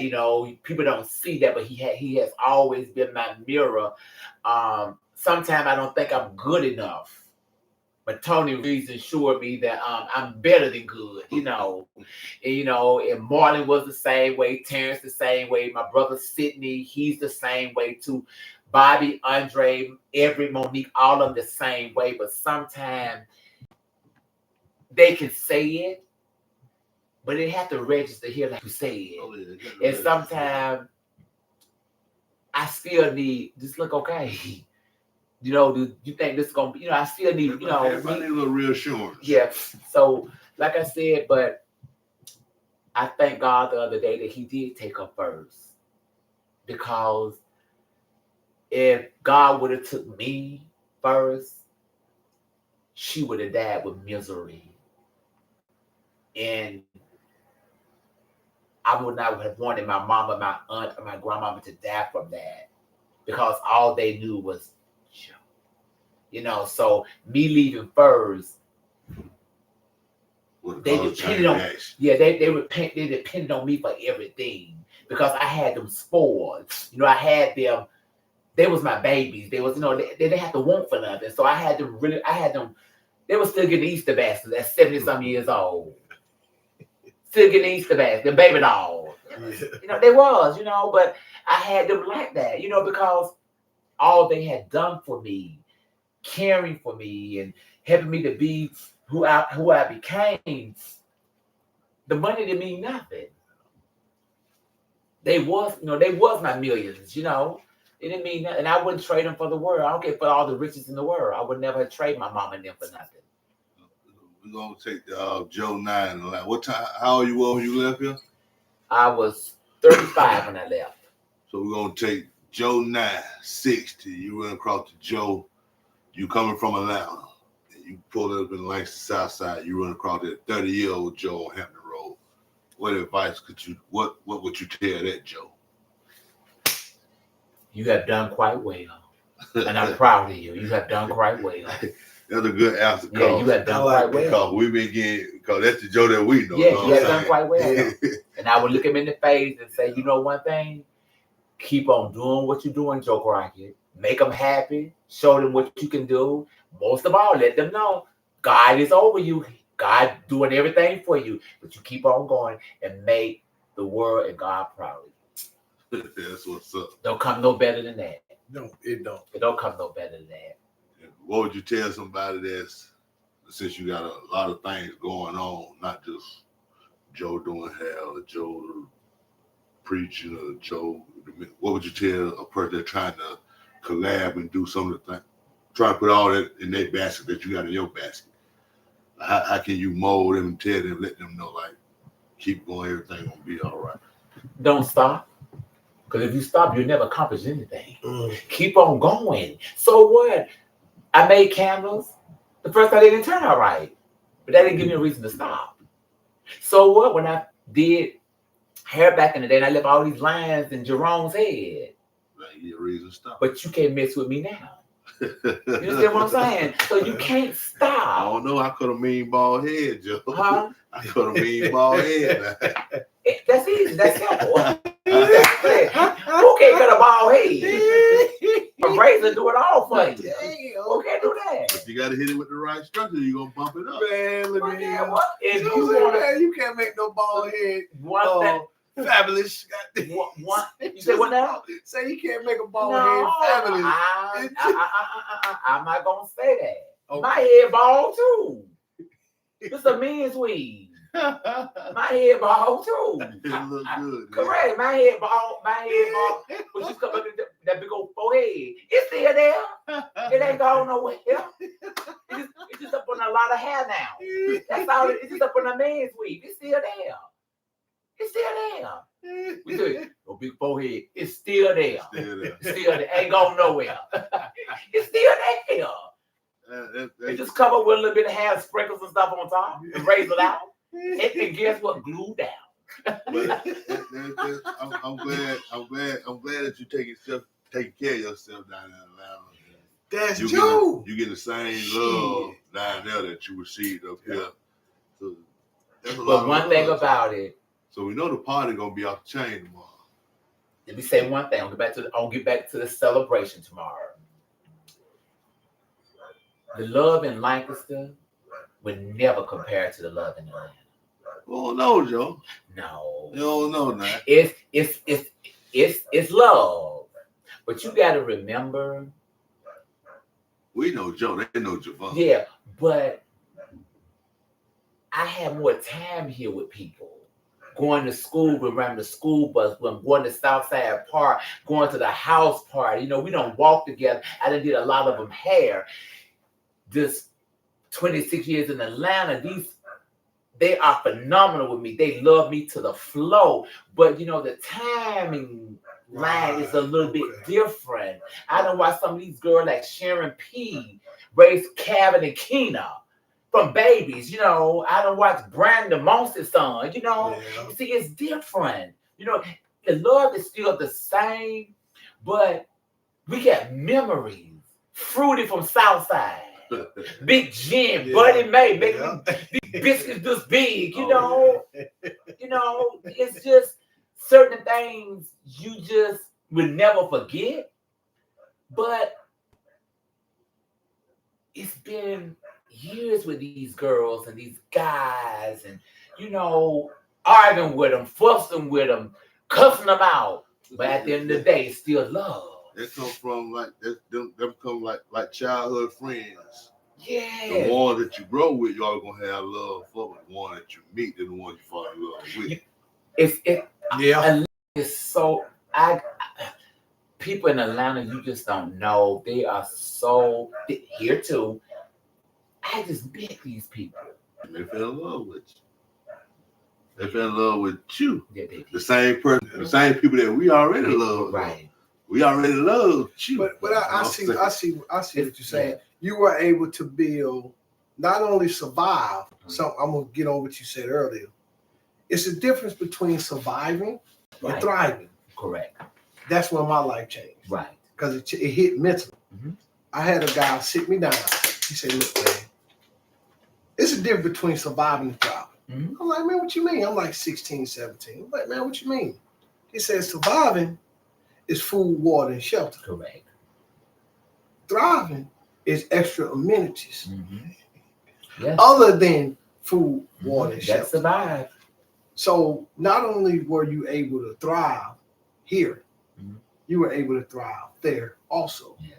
With being older and more mature. This taught me how to survive in Atlanta. Because many times I was like, "Oh, Javon, you gonna go back home?" But I'm gonna ask you that. Have you ever been in a moment down in Atlanta where you were like, "Fuck, I'm going back to Atlanta. It's easier." I can truly say, Pack my shit, went to the high. It's easier.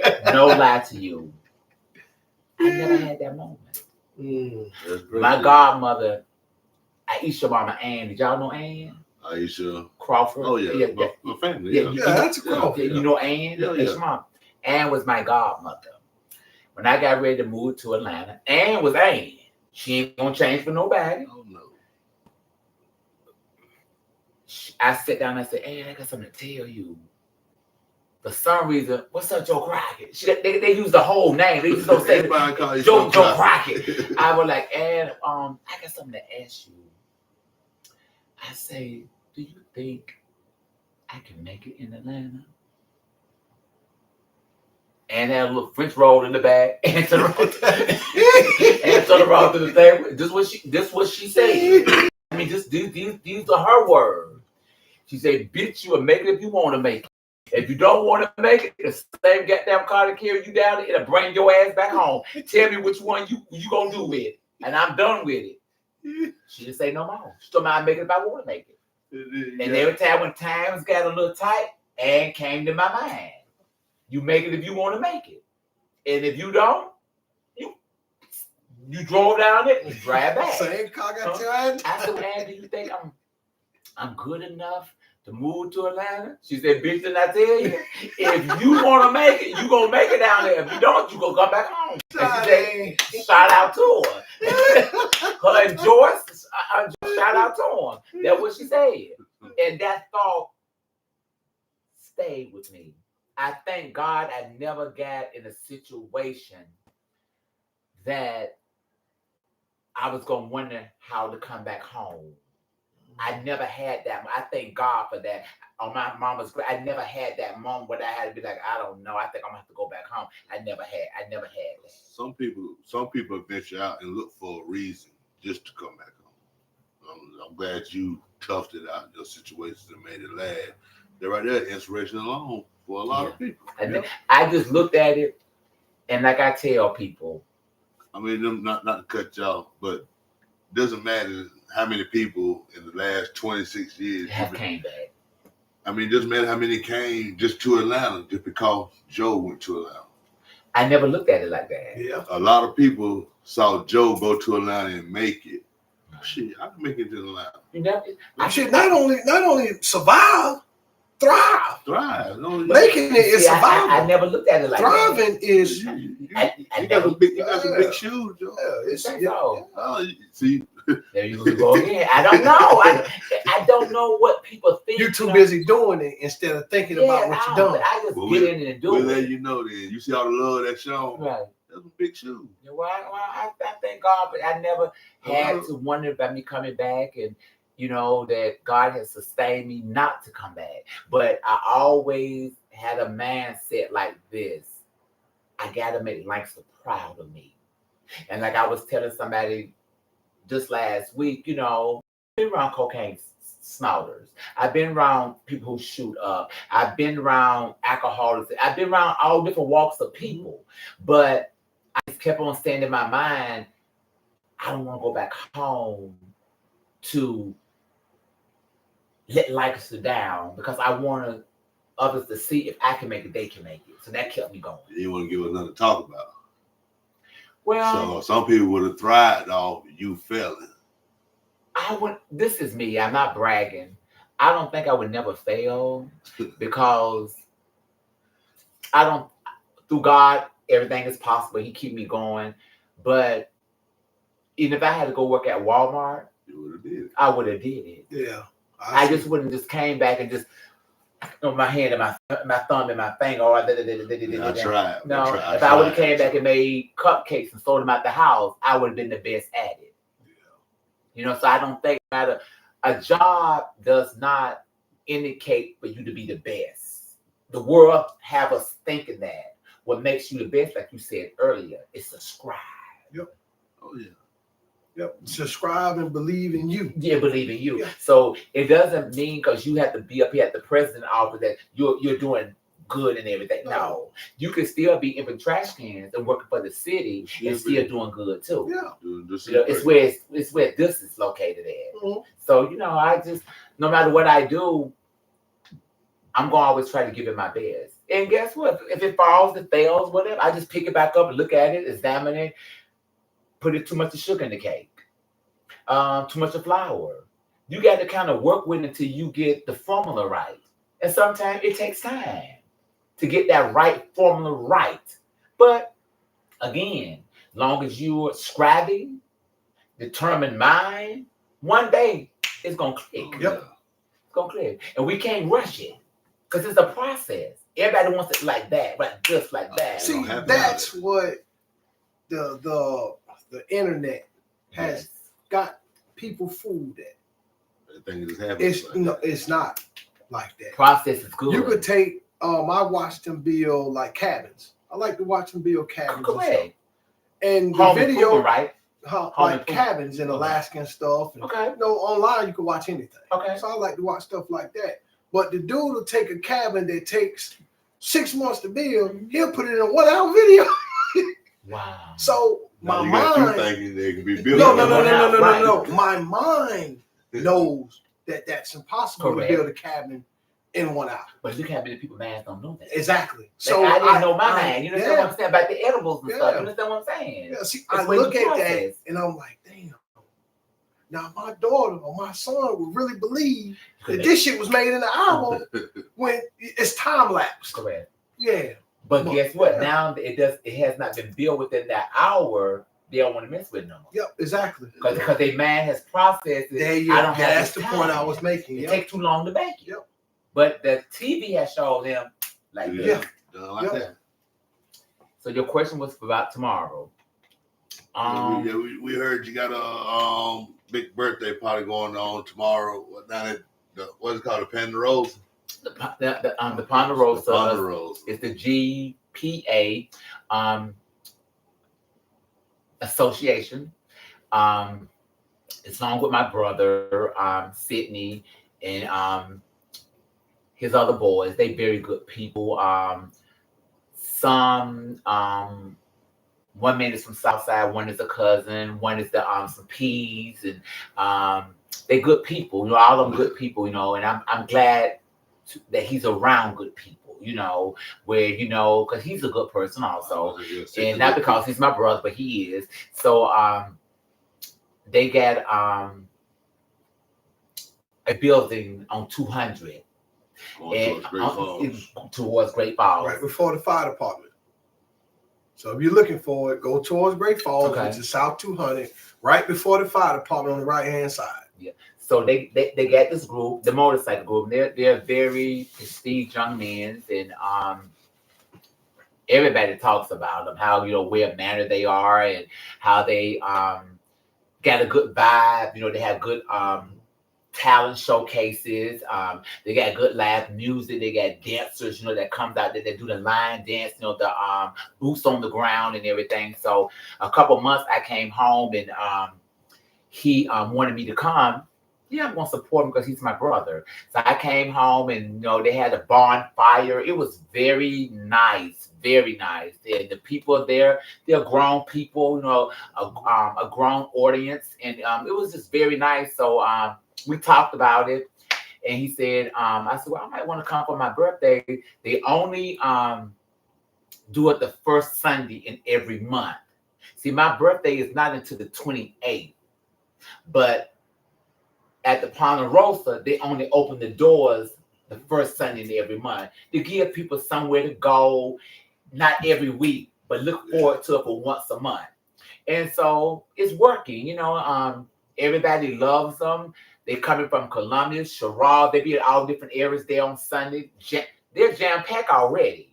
Oh, yeah. Not with me bringing my birthday celebration there. And they got it going on. It's very peaceful. It's very quiet. It's grown folks, live music. Just real, real good. So me and Sydney talked about it, and it's so hard to say Sydney. It really is so hard to say Sydney. And I tell him that a lot because we call him Hookie. So it's so hard to say Sydney. It's so hard. You don't call him Hookie on live. Hookie. So it's so hard to say Sydney. Sometimes we be talking, they be like, Sydney. I be like, who? Because you got to remember, from 1964 and 65 to where we are, I've been calling him Hookie. Hookie and Joe. Hookie and Joe.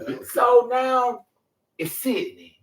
But when I had to put my feet down to him, Sydney, to get his attention. But it's phenomenal for him to even ask me to come and for the GPA associates to allow me to come, because he's my brother, but he's in with them too. And they got love for me too. And they really are some good people. They really are, I want to give a shout out to Yiggy P and what's his name? Donnie P. Okay. Very good people. They very good people. Very good people. Very good people. And they my brother and them looks up to them because they was the old motorcycles back in the day. And they're phenomenal. The boys, it's 6 boys, they phenomenal, they very clean, they just out there to have fun. And with me, they called me the mayor of Lancaster. Yeah, they called me the mayor in Atlanta too. So it's good. You got 3 kids, Joe. Well, yeah, I thank God for it. I thank God for it. You don't think you're the mayor? I just be mean. I just be mean. I don't know how to be. I just be mean. You ain't gonna take the credit. No, I give God the glory. I give him the glory. I give it to him. Because see, the more I give glory to him, the more he's gonna elevate me. We give him the glory. He can have the glory. You gotta take the credit. Thank you for the credit. You get the glory. So anyway, like I say, he's doing a phenomenal thing. He ain't gonna take it. No, I ain't gonna take it. I want to give it to him. I want to give it to him because I want to be used a little bit more. You still want to be his best. Yes, I love to be his best. I love to be his messenger. It's a joy that makes me happy down on the inside. It's a feeling, when just knowing that he's getting out. It just makes me. It's just something I can't explain it. It's better than food. It's better than anything I've ever had in life. So it's can't nothing compare to it. So if that's gonna keep the feeling going, he can have it. But tomorrow doors open up at 2:00, and like I say, it's on Great Falls Highway here in Lancaster, South Carolina. The GPA Motorcycle Associate family. It's going to be phenomenal. They got a lot of people coming out over on my Facebook and Instagram. I had over 2,000 people that inbox me. They want to come. How to get there. They coming from Charlotte. They coming from Columbia. Some of my family coming from Atlanta. I have a daughter that's coming from Florida, Natalia. I have people coming from Atlanta again, Chicago, New York. All of them going to be in the house tomorrow. 803 Neighborhood Politics will be out there. Hello. Yeah. Would love to have y'all out. Not only here, my kids' day is coming up. I need for y'all to be a part of it. Come out, set your little lights and stuff up and do what you do. I don't want to tell you what to do. You do you. So like I say, tomorrow is open up at 2. And like I said, I just want to thank the chef department. I want to thank the highway department. I want to thank the police department. I want to thank the mayor. I want to thank Flip. I want to thank the city councilors. I want to thank the school board. I just want to thank everybody that is going to participate. Everybody who's going to come out to just show me love. And, just, I can't thank you enough, because people don't have to do what they do for nobody. But just coming out, I was over by Walmart today. These ladies stopped me. Aren't you on the flyer tomorrow? And I said, ma'am, come and have yourself a good time. So I thank God that they allowed me to come in and to celebrate my 60th birthday with them. And it couldn't be no better, not only celebrating with friends and family, but I got my brother there, along with my other brothers, Eric, Tony, Monique, Andre, Bobby. I got all them there too. Sean, not only everybody gonna be there. Family. Yeah, family. It's a family affair. Family Yeah, affair. it's a family affair. So it's good to just see everybody tomorrow, and not only see them, but they came out for my birthday. And I know I probably get emotional a little bit because I'm human, but I just want to say again, thank everybody for just coming out and supporting me and just giving me the love. When the Kids Day in August the 23rd. Yes, sir. We're gonna get you back the 22nd then. Sure. I mean, anytime you want me here, I'm here. Because like I said, people don't have to do what they do. And I don't never take nothing for granted. Because who else doing it? I got to birth it somewhere. And why would all the time your mama done fed me and the moo cat have been nice to me and Teresa and them? I mean, what Shout else? out to the Wings. Yes. What else? Who else is it to birth it with? Somebody got to birth. So if this gonna give birth to open a greater door for me, why would I not give it to you? I appreciate so I say I tell people, and I cannot say it enough. And anybody knowing in Atlanta said Javon stands on this. If you treat people the way that you want to be treated, that will open up. That's the master key. Up the door. That's what opens everything up. Yeah. Whoever even thought that you invite me here. Who? We talk about each other's mamas down to the bald heads and all. But who would even thought? That's why I say I tell people I cannot say enough. If you're not going to be good to people and give people what they give you, don't deal with them. But sometimes what you know is who you know. Yeah, but that's I know true. good people. I know you. Yes, I cannot say that. Treat people the way you want to be treated, because you never know when you're going to need them. Right. You don't never know who even thought that I would be sitting in your home, and you met me outside with an open arm. Just think about that. You have to look at it. I haven't seen you since you was a baby. Yep. I was like, who your mama? Yep. That's the first thing you said. Yep. But who would even thought Show me a that picture. years later that we would come back to a table? Paul, like I said, I tell people again, be good to people. And if you're not going to be good to people, don't be nothing. Don't be bothered with them. Yeah, because you never know when you you're never going to see it. know. Never know. You never know how people can open a greater door for you. If you come in being not friendly, attitude, want to talk about them, just don't come. Stay over there. When would you think near time now we won't hop in the car and ride to Atlanta? Because we know you got a little podcast. You about to get popping off. No, I don't have a podcast yet. You about to get it popping. We gonna help you. You gonna help me. My doors is open. If we gonna help you can open your door for me, I would be less of a man than I open mine for you. Because our mamas didn't raise us like that. You're right about that. And Eddie Bear never told me I can come to y'all house. Y'all was children. And she trusted me with y'all, no matter how. You came in our house too? Yes. Come on. I'm walking through the projects and stuff. Yeah. Come on. So, I would never, anybody can tell you, if they call me and tell me they coming to Atlanta, I'm going to come out and see them. If they call me and say, hey, I'm coming to Atlanta, Joe, can you meet me? I just want to meet you or see you. I'm gonna come out and meet them. I don't never act that way. I just told you that people come to Atlanta just for Joe.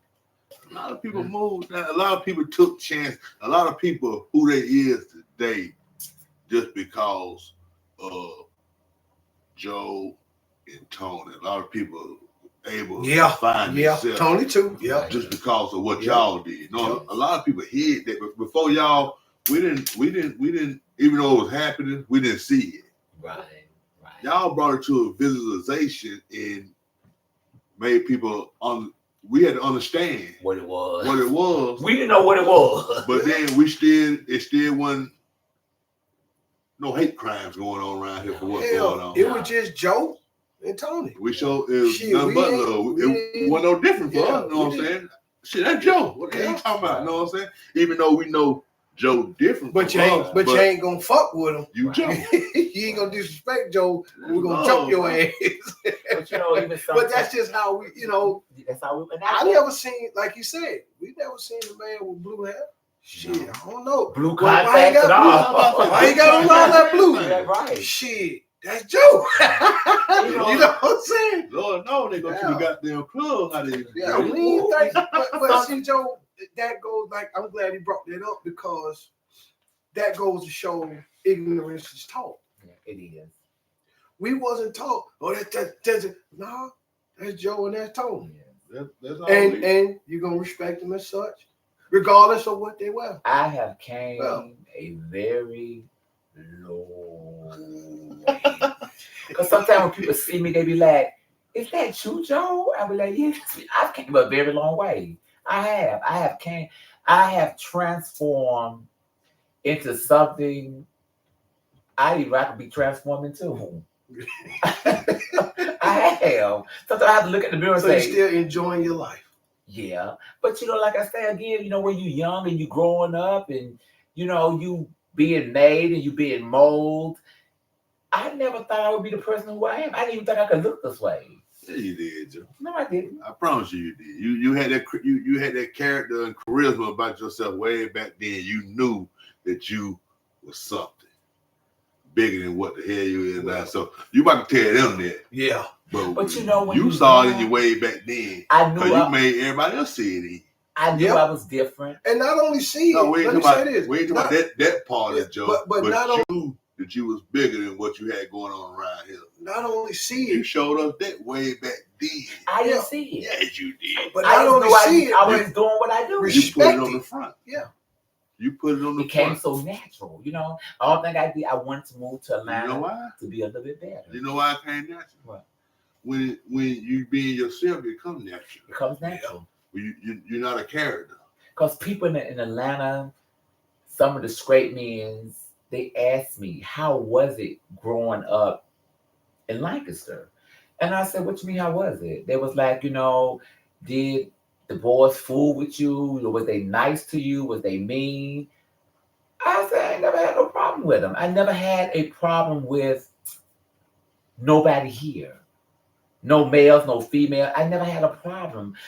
They was like, well, did the boys did because that down there in Atlanta, they were saying that they had gay people in their neighborhood, they would knock them, or you know, they didn't play that and this and that. I said, well, no. I said, thank God I didn't have that problem here because they would have got knocked back. This is good as that. This, you know, they know I'm still from the south side of the projects. You know, they would have got knocked back. You know, I'm still hood too. Yeah. I'm still hood. You know, I'm hood. You know, I just don't show hood and showcase it, but I'm still hood. Yeah. You know, that's that part that come out. You go walk in the club, tell them come on. Yeah. right. I'm still hood, but There's a foot on your neck. yeah, never had a problem with.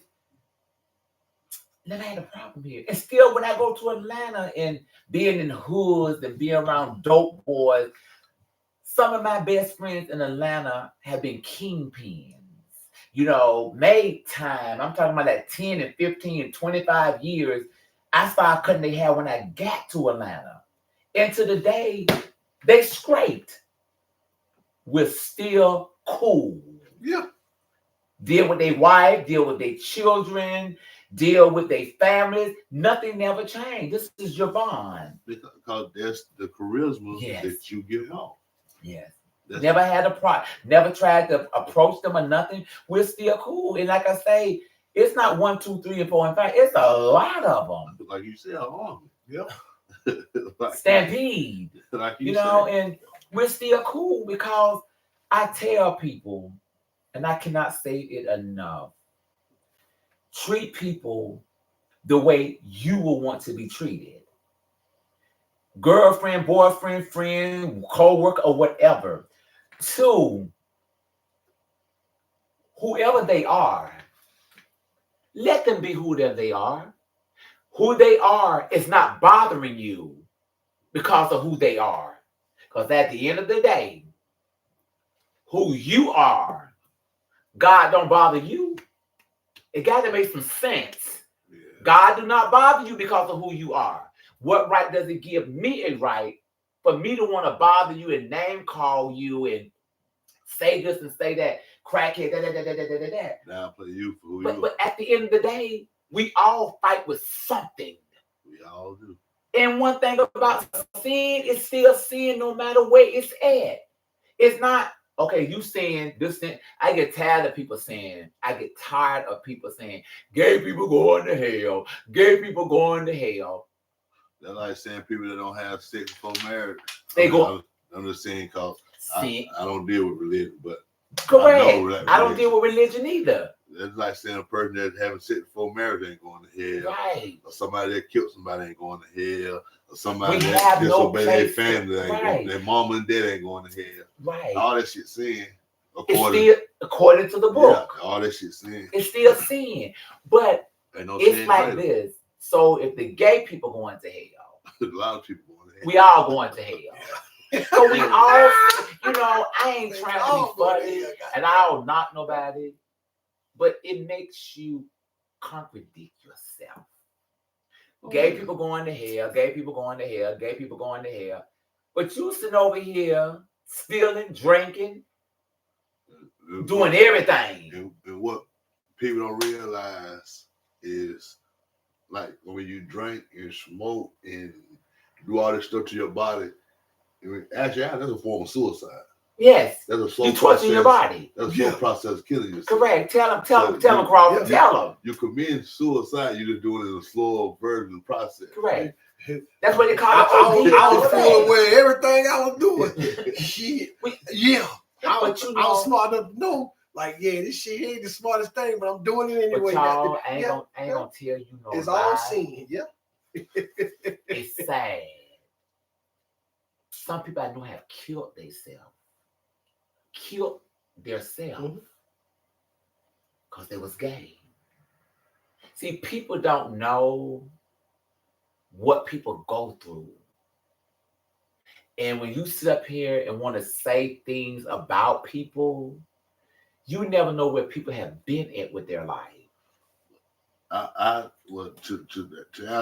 think just like I told you earlier, what made it easier for you was the acceptance. Right.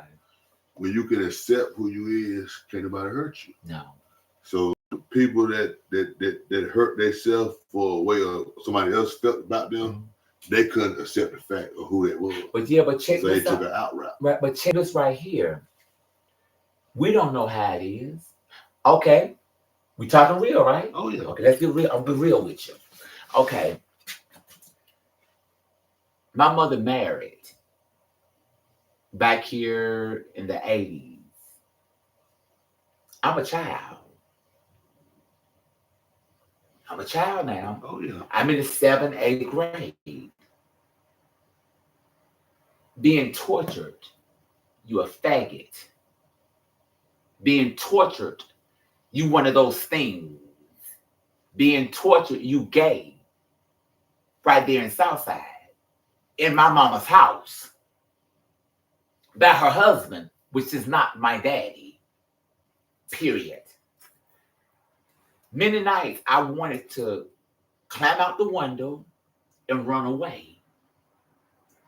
Suppose I would have left. I'm very smart here. Suppose I would have left Southside came through the back way by Kentucky Fried Chicken, came through number 9. I wasn't going to walk the highway because somebody would have saw me, but walk the woody part of it, enter into Charlotte. Me being 8, 9, 10, child now, would have entered into Charlotte, not knowing nobody. You see how sometimes when you can be cruel to people and being mean to people, how you can push them into another world of being harmed, killed. You don't want to accept this child. But this is a child. But I'm here to tell you, when you cannot accept others, God is not going to accept you. Because it can't be no other way. He cannot accept you when you cannot accept others, because it's kind of like hypocritical. You want to go out here, have babies, do everything that you want to do, but you want him to accept you, but you cannot accept this person's lifestyle. Suppose I had made it to Charlotte, run away. Somebody would have found me in Charlotte, pimped me out, raped me, drug me up. Now, it's time now that we stop playing this game. Leave people alone that's not bothering you. What they do has nothing to do with you. To interfere or nothing. They are who they are, like you are who you are. You want God to love you? Why can't you love them? Because if you can't love one of his creations, he cannot love you as one of his creations, because they got to make some sense. We got to stop playing these little pity-pat games, because really you make yourself look stupid. Okay? I remember calling Emily, that's how I ended up in the projects, and telling her about it. He had whooped me. Me and Fruity had went to the park to play. I don't want you to be around Fruity. We children. Okay, bruises all on my arm. My aunt say, I'm sending a cab for you, because cabs was out back in those days. She sent a cab. Red Rose. Yeah, correct. He came and got me. His name was Mr. T.J. Witherspoon. He came and got me. But like I told him, I said, if you ever put your hands back on me again, and I still stand for what I said, one of us would not live to see daylight. And I'm willing to give it a try. So put your hands back on me and we'll see. My aunt said, I'm coming to get you. And I never went back to Southside. So see, you never know what people go through. And then when you latch out at them, you don't never know what they go through. Suppose I went to Charlotte, got killed, raped, transported somewhere else. You don't want nobody to do that to one of your children. Oh no. That's why I say with people, they got to be mindful. Children are children. We don't ask to come here, but we're here. Just like you're here.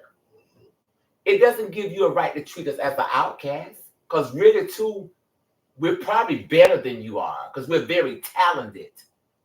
And that's something you cannot take away from us. And one thing about us, God gonna always look over us just like you look over you, because God have no respectable people. We all are the same in his eyes. It's just like if you make a gingerbread cake. You got 6 gingerbreads. We all are made from the same batter. You're no better than I am. Yeah. You're no better. I don't care if you got degrees. I don't care if you can spell backwards. At the end of the day, you're still a gingerbread that has been made out of dirt. You're no better. We are the same. And really, too, we really are the same. Because we share the same spirit. So we are as one. That's facts. We're the same. So when you don't like me, You don't like yourself. you don't like yourself. That's acceptance. But you want God to accept you.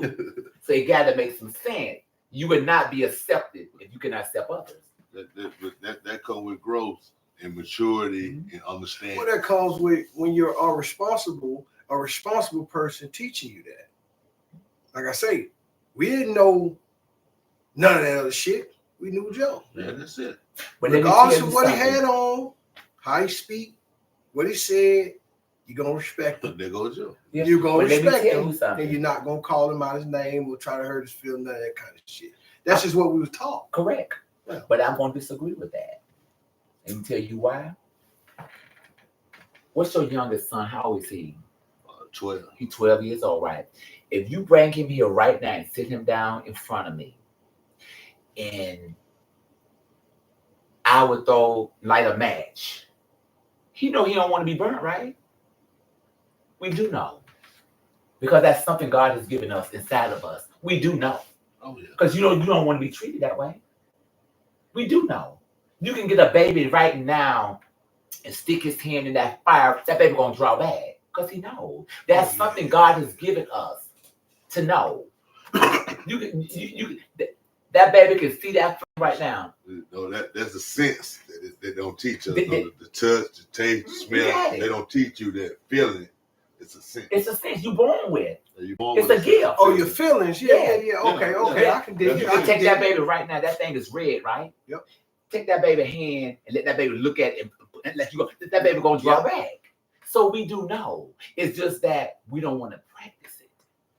That's true. Because there's no law saying that we got to practice this. And if we don't, we'll go to jail. We're not going to eat. It's no rules. So that's why now we can do what we want to do because it's no law saying that if you don't do it, it's violation. And these days and times more freely. It's more freely. It's more out there now. Yeah. Even with that, like I said, like my 12-year-old. Yes. If he see you, he will have nothing different to say about you, right? Because it's more freely. You know, because he see it. You make him practice that here. So you practice with him every day. Yeah, we don't downgrade. We don't downgrade nobody. It starts at home. It starts at home. And see, when you don't practice it, it's like a muscle. You got to practice with it. You got to let them know. Hey. Just like when the cousins come over here, all don't want to play the game. But it's his game, though. All of them wants to play the game. No. Now, son, when people come over, you have to take turns. Because when you go to his house, you want to take turns, too. Now you program him so when he goes, because even the one that's not his, you already done said, when you go to his house, y'all have to take turns. So now the one house that he's going to, he's going to remember you said, when my son is at your house, take turns with him, just like at your house. There you go. That's one. It's a practice.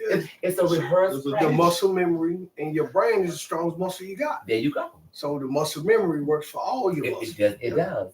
What's the weakest muscle you got? Shit, I'll say your damn hands. Say your heart. I would say your hands. It's your heart, man. Oh, your heart's your weakest muscle. You see that motherfucker give up on you anytime. I like that. That's a broken heart. Man. They do. I like that. Hey man, it's been a 2-hour show, man. So you gotta let the people know when they're in Atlanta where they can find Joe at. It's not hard to find me. I'm on Facebook and Instagram. On Facebook, it's Javon Crockett, JA-VON Crockett. On Instagram, it's Mr. Javon Crockett. It's find me as Javon Crockett. It's not hard to find me. Everywhere. Like so global. You can pull up in Atlanta global. And say Javon Crockett. They're going to say go that way. Yeah.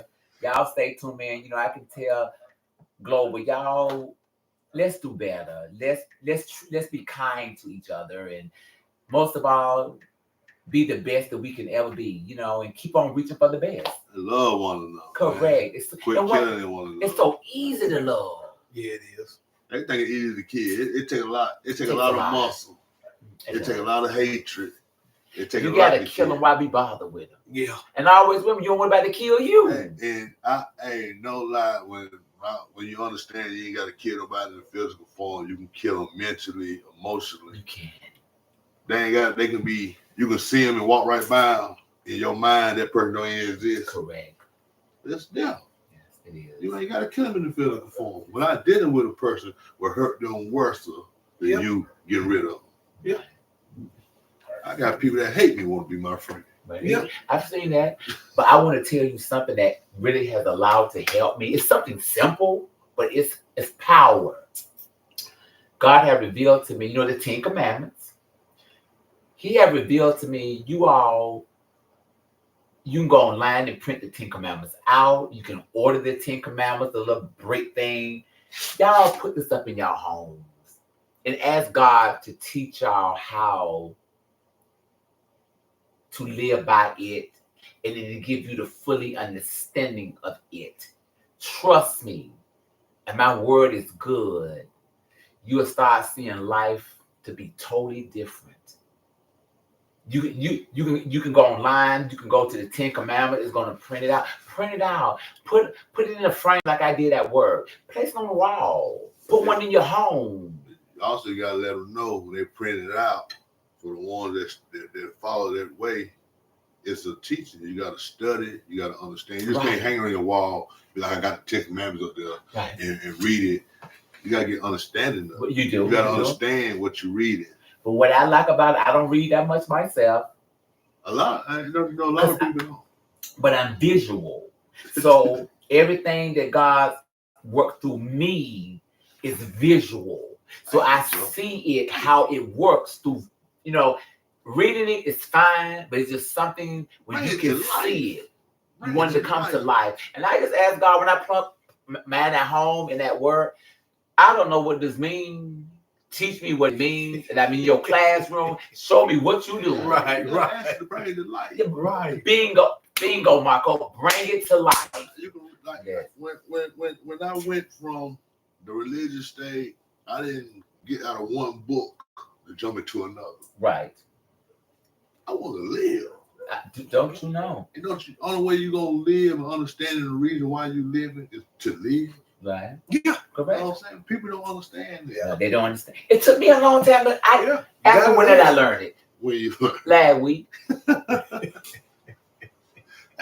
Last week. But like you said earlier, he know when you're ready for it. Yeah. I've heard people say you're going to live or you're going to they ain't both of them the same thing. I didn't know. A lot of people think spirit and the soul is the same thing. No. Well, some people don't know. No. But if you get an inquiry about something and you just sit here and just, God gonna show you what it is. Well, you got to take the path that he's showing you. You do? You do? Because some people the path might be to walk to that mailbox out there. He might not want to walk to the mailbox. Don't you know there's a ride wait for you when you hit that mailbox? Right. Well, see, I'm going to say this, and I know we're closing it, but I screenshot this a while ago. Can I see? The word opportunity. You have to play your part to get to your opportunity. You do. You got to play your role. Now, you said, see, now I screenshot this a while ago. This is just ways that I teach and reassure myself. Right. That I'm on point about what I'm doing. Right. But like you say, you gotta walk to that mailbox. You gotta go through this or go through that. But you have to be ready for the opportunity. You see that key word you said? The key word and all you said is you. You, right? Yeah. And sometimes I can say you need help to get there sometimes. Oh yeah. Motivate. We all need help. Sometimes you have to be poor because we are stubborn. We are. Javon, we all need help. Human. We all need help. But that's the beautiful part. We all need help. That's the beautiful part. That no matter how you are, we all as need long help. as you get there. And when you acknowledge, it calls acceptance. You gotta acknowledge that you might need help. Right. If you know you need your light bill paid, you ain't got the money today, and your light bill called tomorrow, you gotta ask for help. Correct. You do. Don't wait till your check comes next Friday. You gotta play your part. But you gotta make sure as you are playing your part, you follow the rules. You can't go out here and want to buy Jordans and all that, and your rent ain't been paid. That's right. You have to hold yourself accountable to that light bill. Message. Yeah, that's a message. Ability. And I tell everybody that was, like I say, when I read it kicked in about 35. It registered now about 40. And people ask me like, bro, what made you change? And I tell you about the same thing. I said my brother. Wow. My brother made me change. Me and my brother were together. He saw me doing everything that I wanted to do. Right. When it came time for things that I needed to do, I called him. Right. Mm-hmm. He told me no. Mm-hmm. On my most important thing that I feel like I need this, bro. I need this. He told me, he said, now when you had the money to do what you needed to do, you did what you wanted to do. Right.